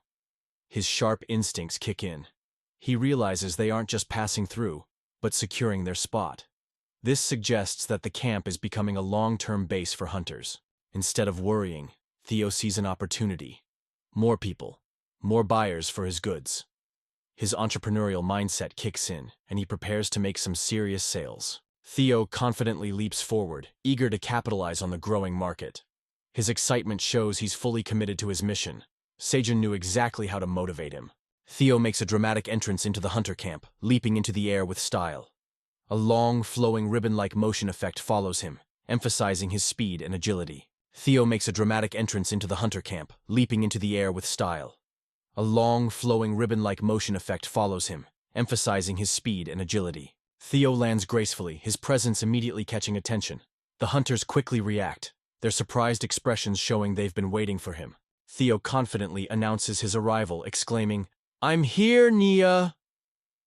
A group of hunters rush toward him, excited by his presence. One of them exclaims, "Oh, he's here!" Another recognizes him immediately as the wandering merchant cat. It's clear that Theo has earned quite a reputation among the hunters. A skinny, fat hunter enthusiastically greets Theo, wasting no time in business talk. He urgently asks about the miraculous cherry tomatoes, showing their high demand. Without hesitation, he says, "I'll buy all of them." Theo's arrival is a major event for these hunters, proving just how valuable his goods have become. The moment Theo arrives, chaos erupts as hunters scramble to buy the cherry tomatoes. One hunter immediately demands to buy everything, showing just how valuable Theo's goods have become. However, other hunters quickly protest, arguing that those who arrived earlier and made prior agreements should get priority. This reveals that Theo's business has grown so popular that buyers have started forming their own system for purchasing. Tensions rise as another hunter accuses a particular group of trying to monopolize the 38th floor's supply of cherry tomatoes. The competition among hunters is fierce, and they refuse to let one faction dominate the market. Sensing the conflict, Theo steps in, raising his paw in an attempt to calm everyone down. He urges them to listen, realizing that if things escalate further, it could turn into a full-blown fight. Theo stands firm with a determined look, signaling that he has made an important decision. His stance suggests that he's about to take control of the situation and implement a major change in how business is done. The hunters react in shock upon hearing Theo's announcement about changing the selling method. One of them demands clarification, unsure of what Theo means by this sudden shift. Another hunter, looking puzzled, directly asks Theo to explain what he means by changing the selling method. The group is visibly tense, awaiting his response. Theo confidently declares that he will now sell cherry tomatoes to the highest bidder. This reveals his strategic shift to an auction-based system, likely to maximize profits. The hunters react with disbelief and outrage at the announcement, realizing they will have to outbid each other for the cherry tomatoes. Theo boldly states that those without enough money can simply leave. His confident smirk and assertive posture make it clear that he is fully in control of this transaction. Theo dramatically unveils a large sack filled with cherry tomatoes, announcing that bidding for 500 pieces will start at 35 tower coins. His business-savvy approach is on full display, setting a high price while leveraging demand. As the auction begins, Theo internally reflects on how much higher the demand for cherry tomatoes is outside the tower than he originally thought. Sejun reflects on how the hunters tried to win Theo's favor by giving him churu. This suggests that they recognize Theo's influence and are eager to secure good deals from him. Sejun deduces that the hunters are experiencing psychological pressure to secure the limited cherry tomatoes. The demand is growing, and he predicts that competition among buyers will only intensify. Sejun analyzes the situation, recognizing that the cherry tomatoes' limited supply and high demand will drive prices up naturally. He realizes this is the perfect opportunity to maximize profit. Sejun confidently states that the best way to capitalize on this situation is through an auction. He turns to the Black Rabbit, seeking agreement on his strategic approach. Sejun reveals that beyond the auction, he has assigned Theo additional important missions. His serious tone suggests that he is testing Theo's business acumen. Sejun plans to use this opportunity to assess Theo's true potential as a trader. His contemplative expression and hand gesture indicate that this is a crucial step in Theo's development as a merchant. Sejun stretches and suggests getting back to work, showing his dedication to the farm's progress. He asks the Black Rabbit if it is ready to continue preparations, reinforcing his role as a leader organizing the tasks. The Black Rabbit excitedly responds, "Pia, Pia," indicating its eagerness to help. A notification appears, assigning Sejun an additional quest. The quest requires him to provide the tower manager with a glass of magical cherry tomato juice mixed with honey. The reward is a job-related skill and a reset opportunity, hinting at a significant benefit. Sejun contemplates the request, realizing that squeezing cherry tomatoes to make juice will take considerable time. He acknowledges the task but decides to postpone it due to his current workload. Another notification from the tower manager appears, emphasizing that the quest must be completed immediately. This urgency implies the importance of the request. The notification further stresses that the reward is an exceptional job skill, hinting at a rare and valuable opportunity. Sejun is being strongly encouraged to complete the task as soon as possible, indicating its high significance. Sejun reads the quest notification, realizing he has two choices: either complete the task to receive the reward, or drink the cherry tomato juice himself. He jokingly questions if the tower manager could just give him the reward directly instead of making him go through the process. A notification appears, reinforcing that he must complete the quest properly to earn the reward. It clarifies that this is a rule within the tower, meaning there are no shortcuts or special exceptions. However, the tower manager acknowledges Sejun's reliability, hinting at growing trust between them. After thinking it over, Sejun decides to go ahead with the task and asks for a moment to prepare everything. Sejun walks toward his crops, explaining that he had already planned to make some cherry tomato juice. Since he had saved a batch of ripe cherry tomatoes from his last harvest, he can now use them to fulfill the request. Sitting down with the rabbits and the poison honeybee queen, Sejun prepares to make the juice. He notes that he had already stored honey, which will be a key ingredient to mix with the tomatoes and enhance the flavor. This shows his foresight in planning and efficient resource management. Sejun reflects on how delicious the cherry tomato juice was, mentioning that the taste left a lasting impression on those who tried it before. This suggests that it has become a highly desired item. He gathers a large handful of ripe cherry tomatoes, preparing to start juicing. He assesses the amount he has collected and wonders if it will be sufficient to complete the quest. Taking a deep breath, Sejun declares it's time to begin his signature juicing technique. The intensity of his words hints at his unconventional method. With dramatic force, Sejun activates deadly juicing, squeezing the cherry tomatoes with his bare hands. The exaggerated visuals make it look almost like a brutal attack rather than simple juicing, as red juice bursts out violently. Exhausted from the effort, Sejun pants and calls for help from the queen poisonous honeybee, realizing that doing everything by hand is too much work. The bee acknowledges him, seemingly ready to assist. The queen poisonous honeybee prepares to assist Sejun with the juicing process.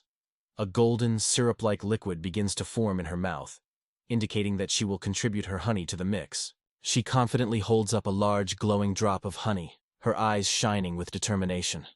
The golden nectar, rich and vibrant, signifies its high quality and special properties. With precision, the queen bee drops the honey into the container where Sejun had squeezed the cherry tomatoes. The impact of the honey is emphasized, showing that it plays a crucial role in enhancing the juice. Sejun proudly presents the final product with a triumphant "ta-da!" The cherry tomato juice with a drop of honey is complete, appearing rich and refreshing with a deep orange-red hue. A straw sticks out from the container, making it look like a proper beverage. A detailed description of the juice appears, explaining that the mixture of honey and cherry tomato juice enhances its properties. The poisonous honeybee's nectar adds sweetness and a slight numbing effect, creating a unique elixir-like drink. This panel highlights the drink's rarity and potential usefulness in the tower. Sejun cheerfully hands over the cherry tomato juice with a drop of honey, saying, "Here, take it." His expression is confident, knowing that the drink will impress its recipient. A notification reveals that the tower manager is extremely eager to taste the juice. The message humorously notes that the tower manager is flapping its wings in excitement, hinting at its mysterious nature. Sejun pauses, processing the mention of wings in the notification. His expression shifts slightly as he begins to wonder about the true identity of the tower manager. With curiosity growing, Sejun thinks to himself, "What kind of animal is it?" The thought lingers in his mind, leaving the question unanswered. A large, winged creature, presumably the tower manager, takes the drink and begins to sip from it. The setting suggests a secluded and possibly magical environment, adding to the mystery of the tower manager's true form. The tower manager joyfully reacts after tasting the juice, exclaiming, "Slurp! It's so sweet and tangy." It is overwhelmed with delight, with hearts floating around it, emphasizing how much it enjoys the drink. This reaction confirms that the juice is not only nutritious but also irresistibly delicious. A notification pops up, indicating that the tower manager is praising Sejun because the juice was incredibly delicious. This confirms the success of his cherry tomato juice with a drop of honey, showing how much the tower manager appreciated it. Sejun smiles and responds cheerfully, "Ha ha, I'm happy that you like it." He feels satisfied with his work, showing his growing confidence in his farming skills. As a reward for completing the quest, Sejun decides to check out his quest reward skill, stating, "Then, shall we see the reward skill?" A system prompt appears, signaling the opening of his new ability. The reward is revealed: Special Job Skill, Beekeeping, Elvito 1. The description explains that this skill allows Sejun to register his poisonous honeybee and manage beekeeping within his domain. However, it also notes that the maximum number of hives he can register is currently full at this level. Sejun reacts with shock and excitement, exclaiming, "A special job skill? Beekeeping?" His wide eyes and open mouth show his surprise at receiving a profession-based skill rather than a combat ability. The detailed description of beekeeping, Lovdito 1, appears. It outlines several benefits. The registered hive will be influenced by Sejun's beekeeping skills. The bees will recognize him as their master and won't be hostile. He can give direct orders to the hive. The queen bee's laying speed will slightly increase. The worker bee's collection speed will improve. The pollination rate will also be boosted. At the bottom, the current beehive owned is displayed. Poison Honeybee Hive. This skill is highly beneficial for Sejun's farming, making his honey and crop production more efficient. Sejun reacts with surprise, realizing that his worry about the poison bees following him out of the cave has been addressed. He excitedly acknowledges how the new beekeeping skill will help him manage them better, preventing any unnecessary trouble. Holding up the system message, Sejun continues his thought process, questioning if the tower manager had actually listened to his concerns and granted him the skill in response. His excited expression shows how much this revelation amazes him. The scene shifts to a mysterious, dark figure, holding a glowing orb of light. The ominous atmosphere hints at something significant. A close-up of the figure's bright blue eyes reveals a powerful presence. This is likely the tower manager, responding in some way to Sejun's gratitude. Sejun sincerely thanks the tower manager for the unexpected skill, acknowledging its importance. The scene suggests that the tower manager is indeed aware of Sejun's progress and might even be supporting him behind the scenes. The tower manager chuckles, seemingly amused by Sejun's gratitude. Holding a glowing orb of energy, they prepare to make a request in return. A glass of magical cherry tomato juice with honey is placed on a surface. The tower manager subtly hints that if Sejun is truly thankful, he could provide them another serving of the juice. This implies that the tower manager greatly enjoyed it and wants more. The scene focuses on the tower manager, who continues to hold the glowing orb. It appears that Sejun is being communicated with through this magical connection. Sejun, appearing in the glowing orb, decides to ask something that's been on his mind for a while. His curious and slightly skeptical expression suggests that he's about to say something unexpected. Sejun finally asks, "Are you perhaps a winged pig?" A floating, chubby pink pig with tiny wings appears as a mental image, implying that this is what Sejun suspects the tower manager to be. His expression is both serious and ridiculous. The tower manager looms ominously, their glowing purple aura intensifying. The bold red text effect suggests deep frustration or anger. Clearly, Sejun's earlier question offended them. A flurry of notification windows bombards Sejun, filled with insults like stupid, fool, and go to hell. The tower manager is furious at being compared to a winged pig and is lashing out through messages. Sejun, caught off guard, looks at the notifications in shock and confusion, raising his arms defensively. Sejun, now alone, watches the messages disappear, scratching his head and wondering why the tower manager is so angry. His expression is genuinely puzzled, as if he doesn't understand why comparing someone to a pig would upset them. The scene shifts to a group of armored individuals, standing in a tense atmosphere. Theo stands in front of them, his merchant bag slung over his back, while the others seem to be waiting for something. The text, "An auction?" suggests that the bidding for the cherry tomatoes is about to begin. A warrior in black armor stands with a conflicted expression, clutching his fist tightly. His thoughts reveal his inner turmoil. He can't afford to buy cherry tomatoes today because he needs to maintain his image as a dignified father figure. His furrowed brows and tense posture show his struggle between pride and necessity. The auction begins, and a loud voice shouts out a bid, 41 tower coins. The scene shifts to a man with a raised hand, his stance firm and commanding. His teammates turn to him in surprise, one of them exclaiming, "Team leader Donshik?" Clearly shocked by his bold move. Donshik, the team leader, maintains a determined expression, explaining that right now, the most important thing is securing the cherry tomatoes. His serious tone implies that he sees them as a necessity, even if it means pooling money from others to obtain them. The bidding war escalates. Another warrior shouts a higher bid, 45 tower coins. His expression is intense and competitive, gripping a pouch of coins in his hand, showing that the stakes for these cherry tomatoes are rising rapidly. The auction intensifies as multiple warriors shout their bids, raising their hands eagerly. The prices soar rapidly. 45.5 tower coins, 50 tower coins, 51 tower coins, and then 52 tower coins. The competitive atmosphere is evident as more and more people join the bidding war, showing how valuable the cherry tomatoes have become. Donshik, the team leader, clenches his fist in frustration, urgently asking his subordinate if he has any money left. He didn't expect the price to escalate this high, realizing he might be out of the race if he doesn't have enough funds. The subordinate looks troubled, admitting that he only brought enough money to buy a few tomatoes as a gift, clearly underestimating how competitive this auction would become. Suddenly, a powerful presence enters the auction. A mysterious figure in a sleek black suit steps forward with an air of confidence. He raises his voice above the crowd, stunning everyone with an outrageous bid. 100 tower coins! The sheer shock and disbelief from the surrounding warriors are almost palpable, as they realize they can't compete against such a bold offer. The mysterious man in a suit stands confidently, surrounded by his subordinates, as he raises his bid to an astonishing 100 tower coins. He declares his intent to purchase all 500 pieces of cherry tomatoes, silencing the entire auction with his overwhelming offer. His expression remains unwavering, showing his dominance and wealth over the other bidders. Theo, still holding the large basket of cherry tomatoes, processes the final bid. As a merchant, he knows this is a deal he can't refuse. Without hesitation, he announces the sale, confirming that the entire stock is sold for 100 tower coins. The onlookers murmur among themselves, clearly shocked and frustrated by how quickly the auction concluded. Some seem resentful, while others acknowledge the power and wealth of the mysterious buyer. The auction that started as a competitive battle ended with one overwhelming offer, leaving many empty-handed.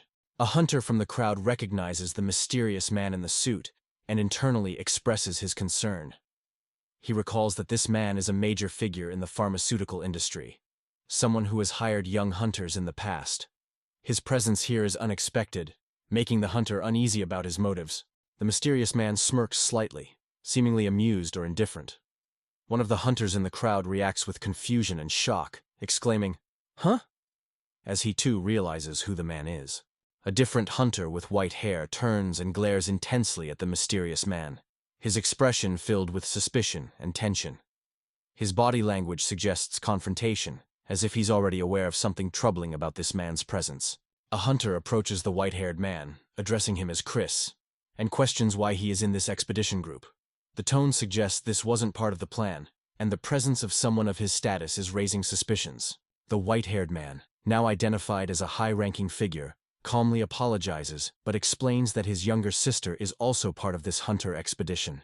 His reasoning implies a personal stake in what's happening, rather than just professional business. The narration box confirms the identity of the mysterious man in the suit, revealing that he is the CEO of a major pharmaceutical company. This revelation raises even more questions. What interest does a pharmaceutical corporation have in Theo's cherry tomatoes? The hunter leader, Donsik, clenches his jaw in frustration, realizing that now they're not just competing among themselves, but also against a major pharmaceutical company. He curses the situation, knowing that this just made the bidding war even harder. Donsik reflects on how quickly rumors have spread about the miraculous cherry tomatoes, likely attracting more powerful and wealthy individuals. His determination intensifies, realizing there are only 2 auction rounds left, and he must win at least one of them. Meanwhile, Theo, the wandering merchant cat, stands proudly with another basket full of cherry tomatoes, signaling the start of the next auction. His confident expression shows that he's completely in control of the situation, knowing that the demand for his product is at an all-time high. Theo confidently raises his paw, declaring the start of the next auction round. His voice carries authority, as he knows the buyers are desperate for his goods. Theo sets the starting price at 35 tower coins, instantly grabbing the attention of the bidders. Donsik clenches his fists, determined to win this round. He refuses to lose again, fully aware that the competition is fiercer than before. The bidding war begins, with someone immediately shouting 60 tower coins, quickly raising the stakes. The wealthy businessman, the one backing a pharmaceutical company, raises the bid to 100 tower coins, shocking the crowd. Donsik panics and desperately asks his teammate for money, realizing he might not be able to outbid his rival. Theo, smirking with satisfaction, announces that the bid is finalized and successful, marking another major profit from the desperate bidders. Theo confidently begins the next auction round, setting the starting price at 35 tower coins once again. Before anyone else can bid, the wealthy businessman immediately shuts down the competition by offering a massive 300 tower coins for all 1,500 pieces of cherry tomatoes.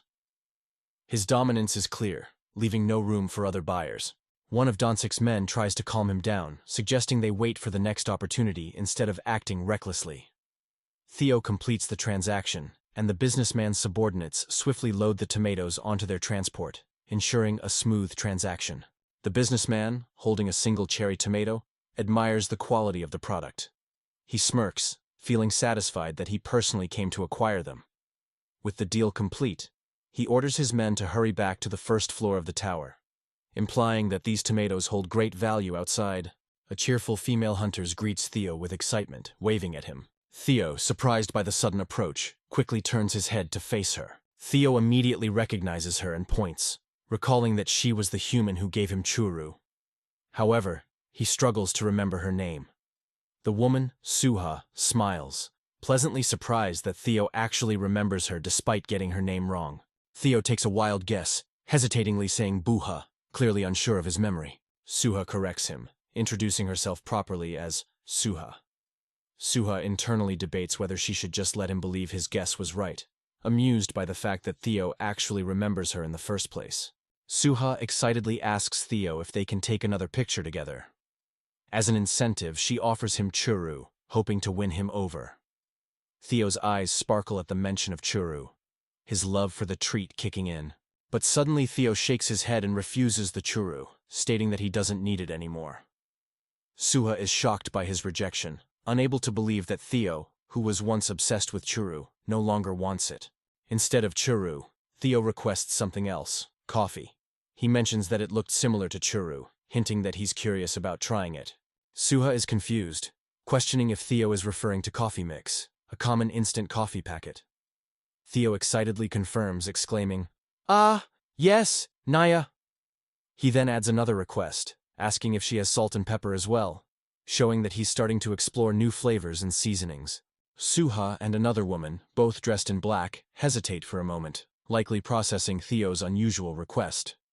Suha presents a set of items to Theo, including coffee mix, salt, and pepper, asking if these will suffice. Theo's eyes light up with excitement, and he cheerfully thanks her, clearly thrilled to receive the requested items. Sejun gives Theo a new strategy. If people want to take pictures with him, he should start asking for coffee, salt, or pepper as payment instead of churu. Sejun further tempts Theo, telling him that based on his performance, he might even get the title of sales cat for a couple of hours. This is a clever way to motivate Theo while keeping him engaged in their business. Theo, looking determined and excited, firmly responds, "Understood, Naya," fully committing to his new role. With a mischievous grin, Theo internally celebrates, realizing that with this new plan, he'll be able to spend more time on Sejun's lap, which is probably his real goal all along.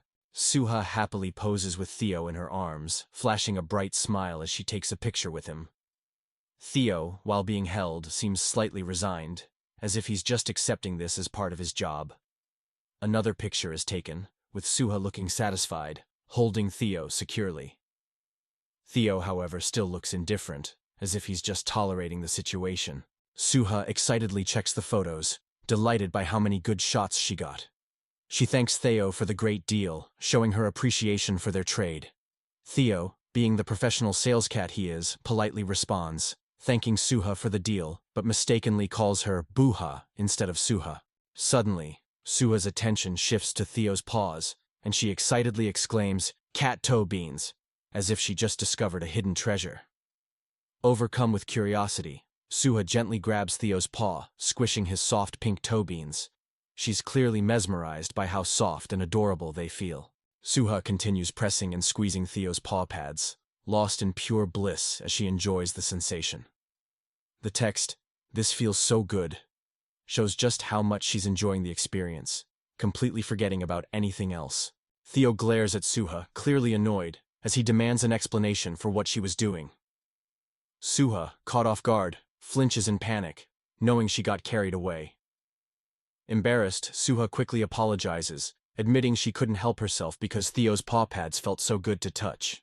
She looks slightly guilty, but her excitement is still visible. To make up for it, Suha hands Theo some churu, offering it as a form of compensation for touching his paws without permission. Theo looks confused yet intrigued as he tilts his head and questions why she's suddenly offering him churu.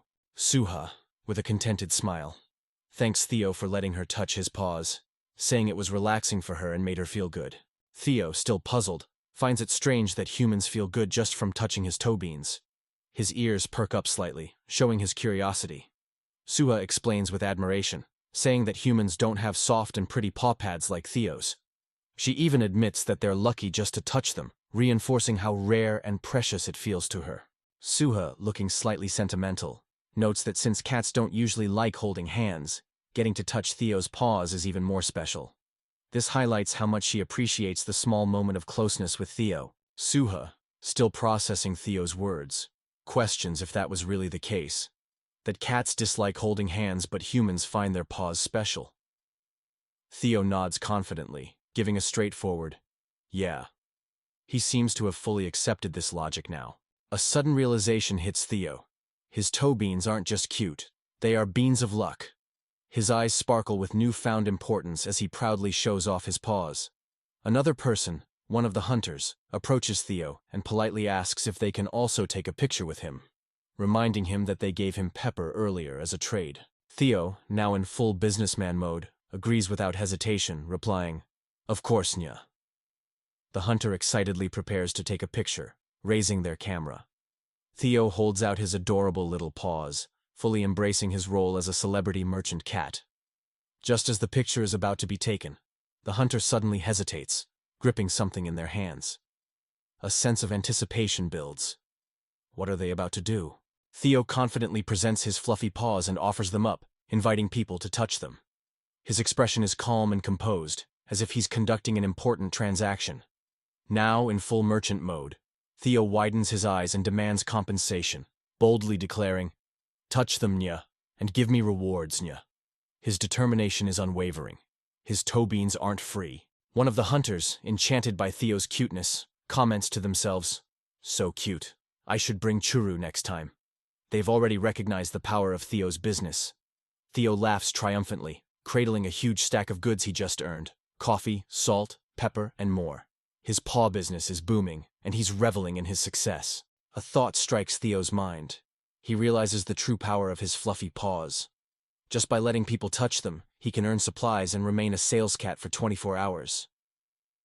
Theo beams proudly, holding his newly acquired treasures, fully convinced that his paws are the ultimate bargaining tool. Theo suddenly remembers another mission, looking determined as he walks toward a sign. He's been so busy selling and trading, but now he has to focus on another important task. Suha is excitedly typing on her phone, posting the adorable picture she took with Theo. Her expression is gleeful, as if she's about to show off the best picture ever. She smiles mischievously, feeling proud of her post. She knows this picture will get a lot of attention. Theo suddenly calls her out, catching her off guard. She flinches in surprise, looking up quickly as Theo questions her. Suha is startled when she realizes Theo is still here. She was so caught up in her phone that she assumed he had already left.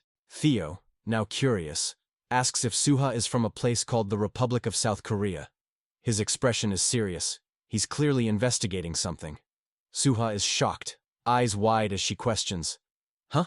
How did you know?" She wasn't expecting Theo to ask about her homeland, and now she's caught completely off guard. Theo confidently reveals how he figured out Suha's origins. By scent. He smelled something familiar on her, something that connected her to the Republic of South Korea. His cat instincts are sharp, and he's clearly using them to piece things together. Suha looks confused as she repeats, "Scent?" She doesn't seem to understand what Theo means. Did she unknowingly carry a specific smell that gave her away? Theo, eyes sparkling with determination, makes a request. He asks Suha, "Can you help me, Nia?" His expression is serious, yet hopeful, making it clear that this is important. Suha is caught off guard, eyes wide in surprise. She wasn't expecting Theo to suddenly ask for her help. She stares at him, trying to process the request. The golden glow of cherry tomato flowers fills the scene as bees are busy pollinating and collecting nectar.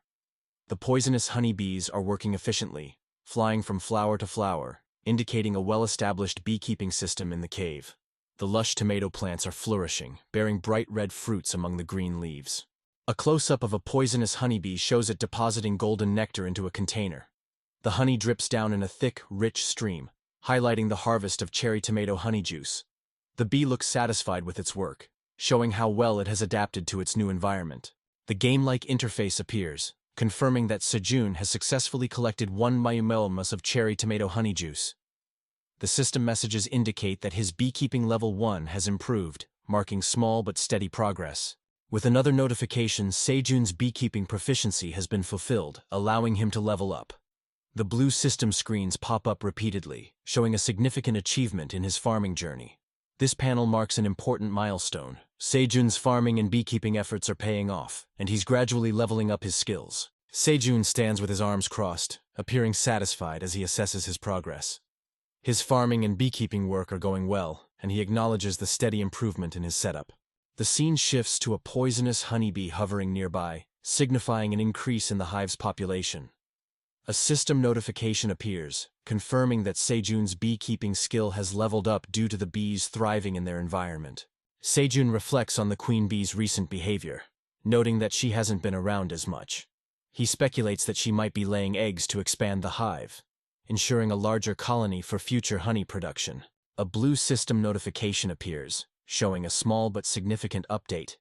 His beekeeping skills proficiency has changed from minute to a little. He wonders about the difference in terminology and what impact it might have on his skills.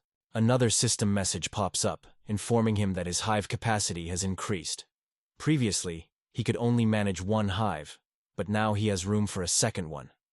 This opens up more opportunities for honey production and resource management. Sejun stands near the beekeeping area, observing the poisonous honeybees as they diligently collect nectar. A single container of honey is visible in the background, indicating that the harvesting process is ongoing. The glow of the cave light reflects on the bees' tiny bodies as they work tirelessly. A closer view of Sejun as he thinks about his next steps. His expression shows contemplation as he acknowledges the need for a proper storage solution for the honey. The surroundings are filled with flourishing greenery, showcasing the productivity of his farm. Sejun kneels and reaches out to pull a plant from the ground. His grip is firm as he carefully uproots the vegetable, demonstrating his farming expertise. The soil crumbles slightly around the plant, emphasizing the richness of the cultivated land. In the foreground, a large white rabbit turns its head, responding to Sejun's call. Its ears perk up, signaling attentiveness. In the background, Sejun is seen standing amidst his farm, indicating that he is about to relay important instructions to the rabbits. Sejun raises a freshly harvested carrot in the air, his expression filled with excitement and satisfaction. The bright orange vegetable, still attached to its leafy green top, stands out against the earthy background. A system notification appears, confirming that he has successfully harvested an agility carrot, a special type of crop that grants stat bonuses. Multiple system notifications appear, displaying details about Sejun's farming progress. His harvest level 2 proficiency has increased slightly, and he has also gained a small amount of experience. These gradual improvements highlight his steady advancement as a farmer within the tower. A close-up of Sejun's hand holding another carrot, this time a regular one. The scene flashes back to a recent moment, indicating that after harvesting a rare blue moon carrot, he was finally able to cultivate normal carrots as well. The rabbits eagerly react to the sight of the carrot, their eyes wide with excitement. Both the white and black rabbits express their enthusiasm, reinforcing how valuable this fresh produce is to them. Their anticipation suggests that a well-earned meal is about to take place. Sejun sits on the ground, distributing freshly harvested carrots to the eager rabbits. The white and black rabbits each receive a carrot, their eyes filled with excitement. The vibrant orange of the vegetables contrasts against the earthy tones of the cave, highlighting the success of his farming efforts. A notification appears, confirming that the variety of edible food available in the cave has increased. This suggests that Sejun's farming skills are steadily improving, and he is expanding the rabbit's diet with new, nutritious options. Sejun looks on as the rabbits hold their carrots carefully, their postures surprisingly formal. They appear to be bowing in gratitude, a gesture that catches Sejun off guard. Their unexpected reverence toward the food adds a humorous and heartwarming touch to the scene. A wide shot captures Sejun and the rabbits gathered around a small campfire, forming a cozy communal setting. The fire flickers warmly, and each rabbit sits with their carrot, creating a peaceful yet lively atmosphere. Sejun examines an agility carrot, holding it up as a system notification appears. His expression turns curious as he processes what makes this particular carrot different from the others. The panel hints at the potential benefits this special crop might offer. A visually detailed image of an agility carrot is displayed, glowing slightly to emphasize its special properties. The system interface provides information about its effects, noting that it increases agility and helps burn fat. The vibrant colors and structured game interface make the carrot seem like a valuable and rare item. Sejun is seen holding the carrot, contemplating its effects. He realizes that aside from boosting agility, it also improves vision and helps with fat breakdown.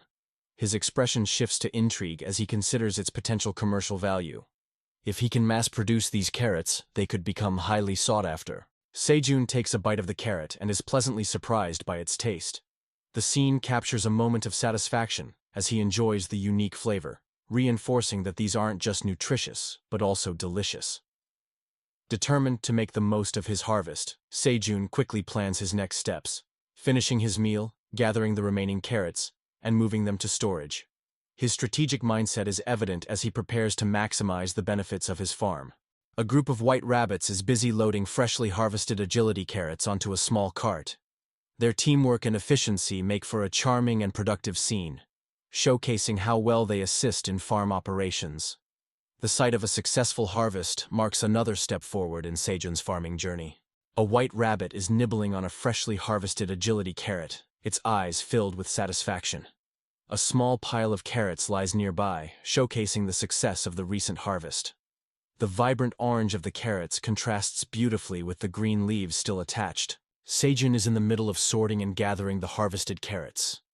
The black rabbit, as well as some of the other white rabbits, are actively assisting in transporting the crops. The scene captures an efficient farming operation, with Sejun and the rabbits working in harmony. A close-up of the black rabbit, who appears to be acting suspiciously while eyeing a carrot. The rabbit seems tired yet tempted by the harvest, hesitant but clearly interested in sneaking a bite. Sejun notices the black rabbit's sneaky behavior and calls it out before it can grab a carrot for itself.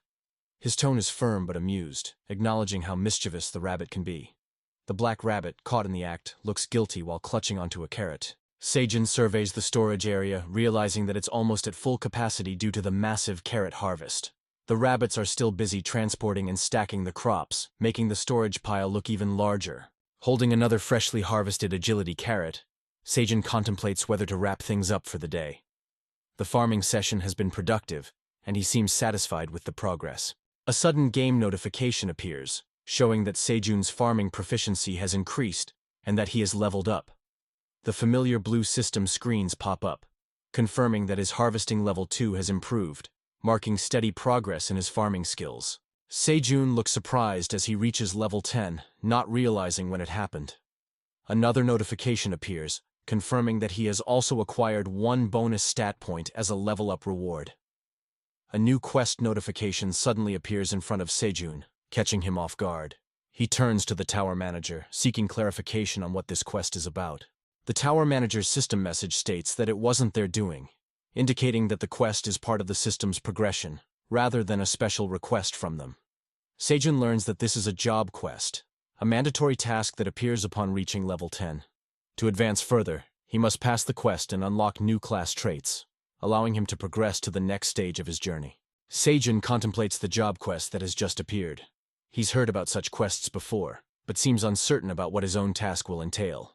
A flashback scene shows how normal hunters typically receive combat-related job quests. In the dark forest, a heavily armed hunter battles against a towering, muscular ogre, while another fights slimes using a powerful energy slash. The quest system provides them with battle-oriented challenges. Sejun, realizing that he isn't a combat hunter, figures that his job quest must be different from the usual monster subjugation missions. Since he is a farmer, the system should present him with a challenge related to his profession instead of combat. A new system message confirms the nature of his quest, a 50-square-meter expansion of his farming area.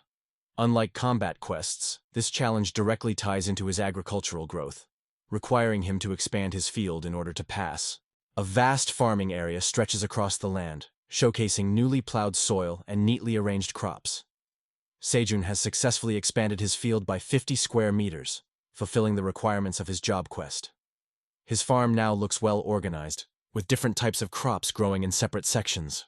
The system interface confirms the quest completion, displaying multiple notifications. Sejun has officially completed his job quest, triggering multiple rewards. The system rewards Sejun with a level up to level 11, granting him 1 bonus stat point. Additionally, he earns 10 tower coins, and most importantly, a new job trait, marking his growth as a farmer within the tower. Sejun collapses onto the ground, visibly relieved that the quest is finally over. The white rabbits surround him, showing their silent support. Sejun raises a fist in the air in celebration, enjoying the sense of accomplishment after expanding his farm. Sejun checks his newly acquired job trait, which allows him to expand his farm by 1 square meter each time he plants crops.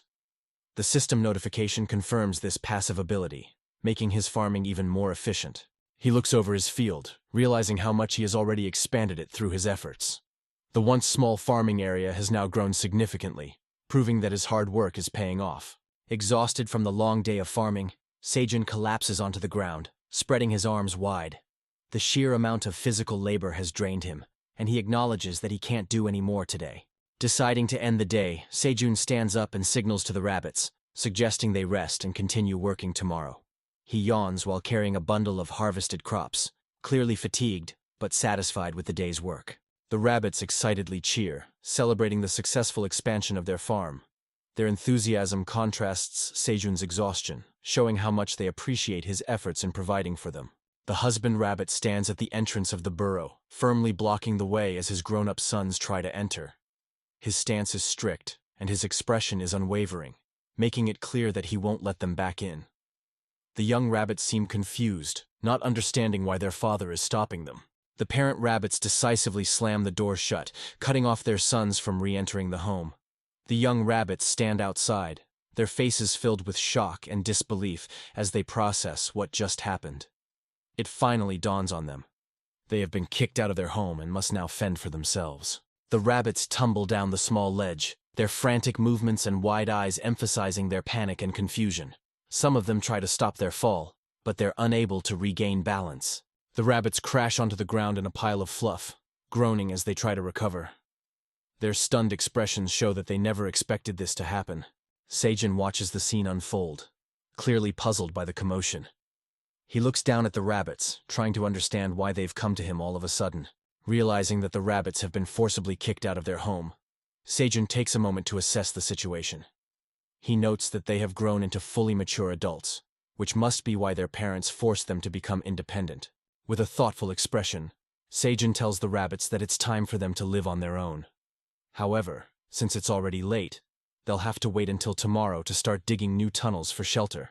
Sejun looks at the newly independent rabbits gathered around him.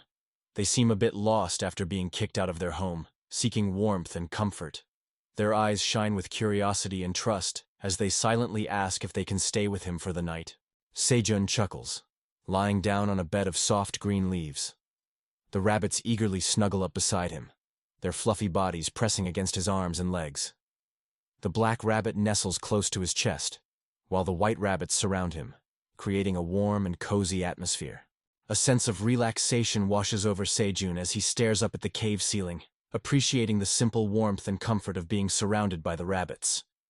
He realizes that despite the hard work of farming, moments like this make it all worth it. The panel shifts to show the open sky from the cave's entrance. The bright blue sky and gentle sunlight filtering into the cave give a peaceful, serene feeling. Sejun fully embraces this moment of rest, knowing that tomorrow will bring more challenges, but also new growth.